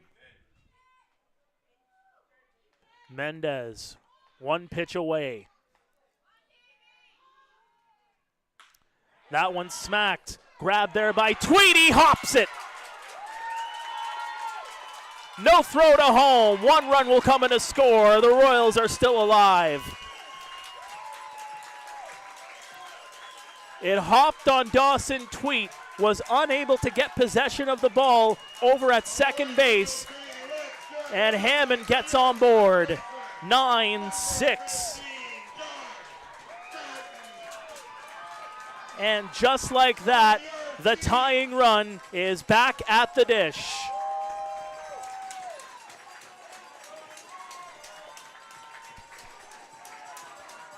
So we'll call it a single for Hammond. Morrow circles the bags. And are they going to pitch to Garton? It looks like they might. No, they will not. An intentional walk will be issued to Josh Garton. They take the bat out of the hands of the Jolly Green Giants and load the bases here in the 9th.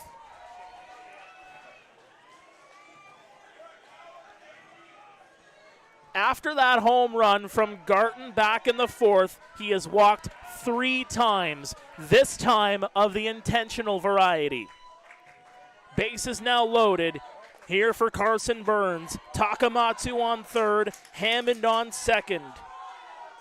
Burns 1 for 3 with a walk. Burns can send the Royals to the final with one swing. Pops it up, but it goes out of play.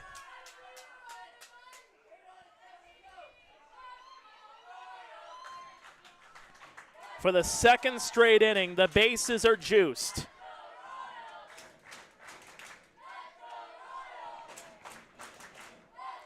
As the fans stomp their feet in the grandstands here at Hastings Stadium. Mendez will get set. Mullen more to the outside of the dish. Down under the knees. 1-1.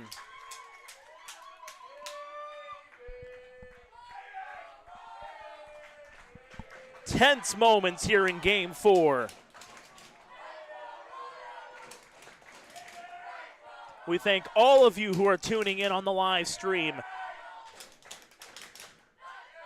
What a ball game. What tense moments. The 1-1, smacked down the line, foul.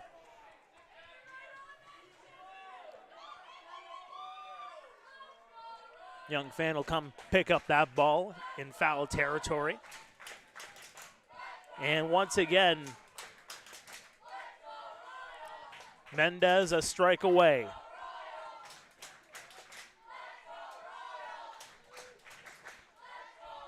Burns, the number 8 hitter, reached the final with Barry a season ago.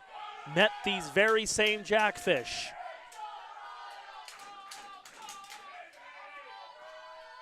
Mendez gets set, and that's going to miss outside.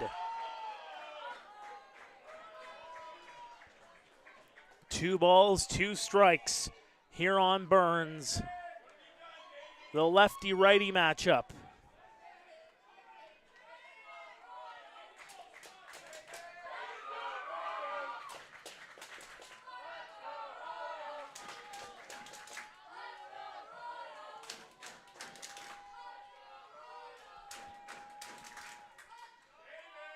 Things settle down. Here comes the 2-2.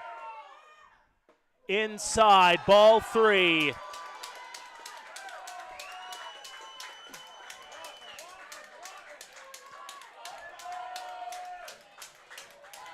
The runners will be off. The fans are in full throat and behind home plate, clapping and cheering. The Jackfish looking to send this back home to the pond.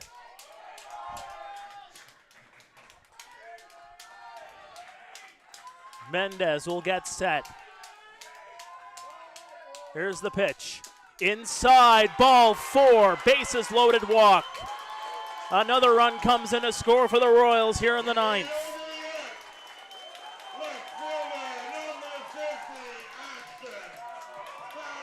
Ashton Patterson will now come into the game to take on Davy Mendez.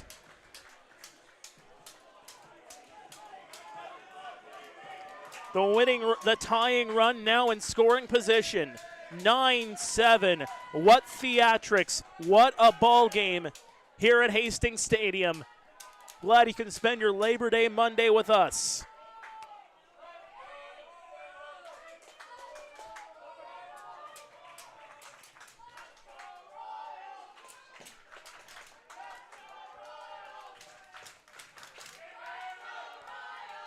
Little livery in for strike 1. Patterson wasn't thinking about swinging there. More of a take just to see what Davies throwing. Ethan Hammond on third. Garton, the tying run, is over on second. Burns on first.